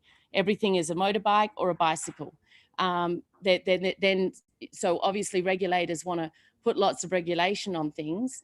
And we know there's huge barriers to people being able to access a driver's license. So there's a whole ecosystem around what are the practical incentives going to be, but also the practical regulatory framework to make sure that if we're going to scale up a model, it can be scaled across borders and within SADC countries. So we have standards approach to safety, but we're also making sure they're pro-poor and pro-rural and pro-women. So I think there's so much to be done. But I think I get worried sometimes that we get distracted on how we're going to start at the top and not at the bottom. So I'll conclude there with my crazy dog, and happy to join any discussion or answer any follow-up. All right. Thank you very much, Shantha. I'm sorry we have run out of time, so we really have to wrap it up, because I believe that we need to have some concluding remarks made from SAIIA. I think that there's a lot to be discussed, having listened to all the presentations, questions and ideas to be exchanged. And I look forward to the organizers telling us how best that can be taken forward. But just to conclude this discussion, I would like each of our panelists to just incorporate some of the questions you've seen on the Q&A, but very briefly, just say what are your last thoughts on, and suggestions even to SAIIA, in terms of how this process gets taken forward as part of their work and broadly as the SADC region. And I think the last point that Shantha made was just helping again to sober us in terms of thinking of the little people out there, the ordinary folk, the people who are users of our services. And sometimes, when we have these nice grand ideas, we don't always think about how do we embrace everybody and take everyone along with us. So may I go back to Fadil? I think Fadil, we started out talking about how do we operate in an attempt to use transports in a decarbonizing way. Having listened to everyone and having looked at the work you've gleaned from your research, and the same would go for all of you listening to each other, can I hear from each of you your soundbite, your quick soundbite to leave us with? Okay, so I'll just shoot off quickly. I think, so from the results that I presented, 10 minutes wasn't much time to speak. The eco-mobility, it's greater emphasis on public transport, and it's low carbon public transport options. So you're looking at electric buses, electric minibuses, for example, and also a greater emphasis on rehabilitating the rail system. Quickly on the minibuses aspect, it's a crucial form of transport across Southern Africa, and I know from prior engagements in terms of minibus business model, often there's a fleet operator and they get subcontracted to the actual driver, and most of that cost of operating that vehicle is the fuel costs. So there's a sense of equity as well when one can actually kind of address this in terms of electrification. So I guess I'll leave it with that. Just emphasize, public transport, and not forgetting the crucial aspect of rail from a transport perspective. All right. Thank you very much for that, Fadil. Remember side. Yes, I'll just add on to what Shantha and Fadil said. In this transition, we must look also at where the masses are. If you also look at Zimbabwe, for example, 68% of the people still live in the rural areas. And for that, we need to focus on micromobility. And also, even in the urban centers, the average commute distance in Harare is only 15 kilometers. So it doesn't need that one person is in a 2-ton vehicle to drive 10 kilometers, whereas an electric bike can do the same job. So I think we need to frame it in a way that people understand mobility is not just a big vehicle. Great, thank you so much for that. So I think that's a very positive statement from you, and obviously from everyone else as well. Gaylor, your closing thoughts. I think you already framed a lot of your answers to various presentations, but your last words so that we don't forget. Yeah, well, I guess, the one last thought is the time to act is now. We really need to get going, and I would echo the points made before that public transport, I think in the short term, both in terms of manufacturing and adoption, is really the way to go. And also, let's not discard any technology. You know, full electric, hybrid, fuel cells all have a role to play. They service different means. So with that in mind, I think let's get on it. You know, we've got many challenges ahead, but the only way to overcome them is by moving forward. Thank you very much, Gaylord. Then can we go over to Shanta for a last word? Yeah, no, I think I'd follow with the action, and I think let's be pragmatic and practical. I think, you know, there's so much to do. So it's looking for and work from the bottom up. I mean, it doesn't have to be an exclusion top down, but we really need to have more going on at the bottom. So action, pragmatic, practical, and bottom up, especially inclusive of women.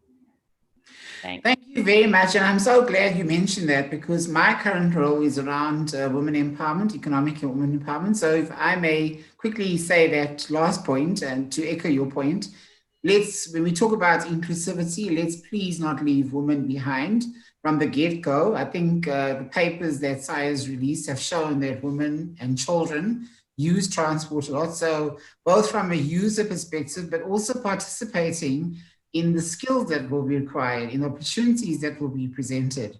And you are welcome to contact me if you want to know further about the work that we're doing, both from a policy perspective and trying to get women climatized, because many of them say they don't know what these opportunities are. So when we talk about value chains, we need to be explaining all the time to women as well, who make up 50% of our economies, to be part of the process. They must be there as well when we're looking for the skills needed to take us forward. So over to our hosts. I'm sorry we're late, but Cosmos. Thank you, Valerie. Cosmos. Sorry, I forgot about Cosmos. How do I do that? Okay, thanks a lot, Valerie. I think I just want to end up by saying I think there's need to create awareness around these technologies so that we bring the society along with us. The point around the comparative advantage in terms of resources has been made, but I think we now need to craft our story as a region to turn that comparative advantage into competitive advantages and leverage on or create expertise in niche areas that would allow us to feed that expertise into the global value chains for the benefit of our regional economy. Thanks. Thank you so much, Cosmos. And thank you very much to the panel. And I'm going to give you a clap for all your very insightful presentations. Dion, over to you and to the other speakers. It's actually Noima. Please go ahead. Thank you very much. Hi. Thank you very much, Val. Thanks, Dion. Good afternoon, ladies and gentlemen, and our dear panelists and participants. I think you will agree that this extraordinary year, where our region has had to confront the COVID-19 pandemic head-on, has brought to the fore many lessons for our continent, many of which are very familiar. The first is the inherent vulnerability of our region to externally induced shocks. The second, more positive lesson is the inherent resilience of our societies, the ability to make a plan and make do. But we can do so much more, especially as we are very aware of the type of solutions our region so desperately needs. The final familiar lesson is that we have an abundance of resources, but this is meaningless unless we demonstrate the political will to work together, not only as countries in the region, but more importantly, in partnership with the private sector, including foreign investors, with our research institutions, with labor, and with society more broadly, to develop this bounty in a responsible and a sustainable manner. We have a unique opportunity to jointly shape the future we want. From the first session, we talked about how battery manufacturing can support a just labor transition in the region. Indeed, in many respects, we have some way to go to move up the battery value chain. While there is some progress towards developing and enabling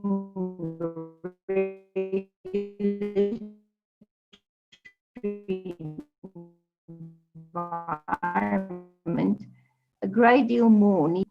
And it's not just for the sake of a shift supported by public-private partnership and substantial investments in human capital.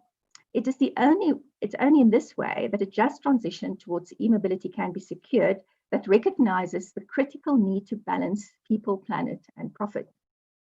The second session mapped how the adoption of green transport and associated infrastructure can support a just and rapid energy transition in the region. Mainly focusing on public transport and rail. It also explored through the example of Zimbabwe what is already happening at a national state level towards e-mobility, considering the positioning of its mining, energy, and manufacturing sectors.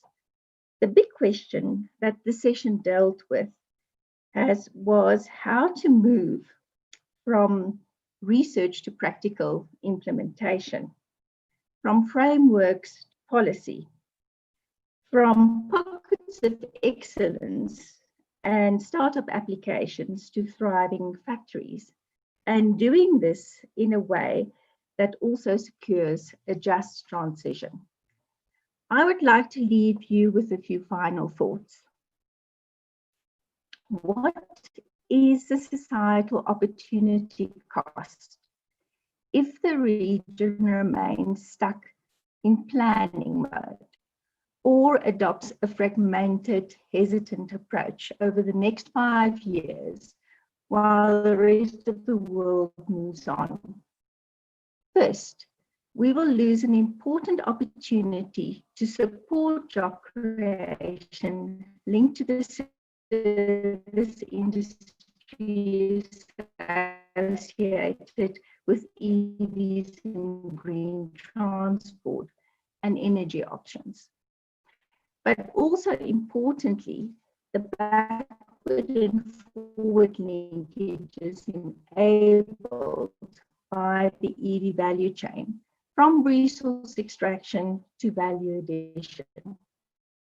Secondly, we will carbon-intensive development path and worthless assets to meet urgent climate goals and opportunities.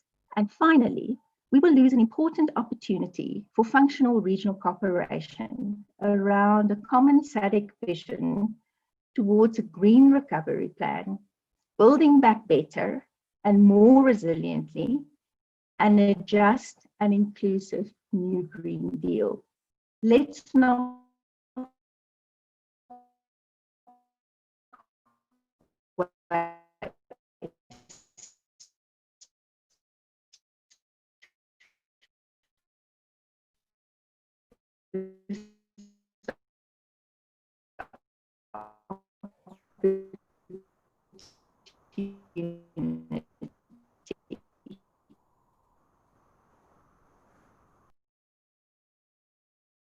Noima, we can't hear you. You are breaking up. Are you?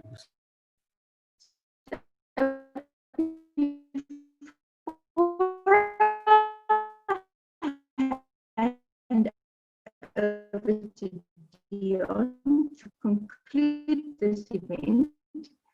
I would like to thank our panelists, Leslie, Edom, Cosmos, Gayler, Rumet Razai, Fadil, Tulo, Sean, excellent presentation.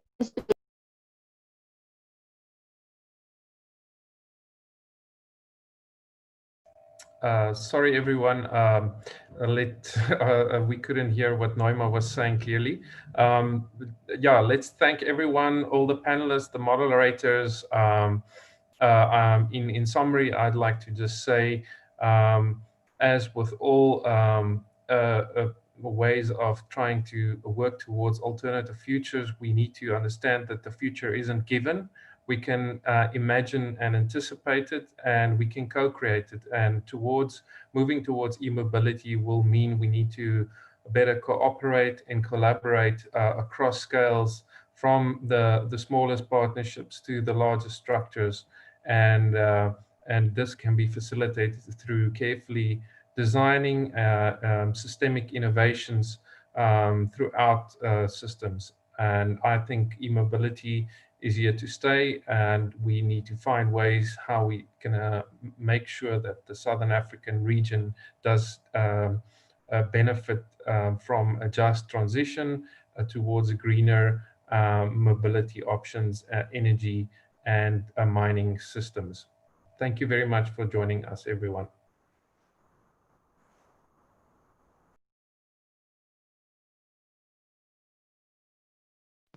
Thank you, Deon, for hosting. Cheers all.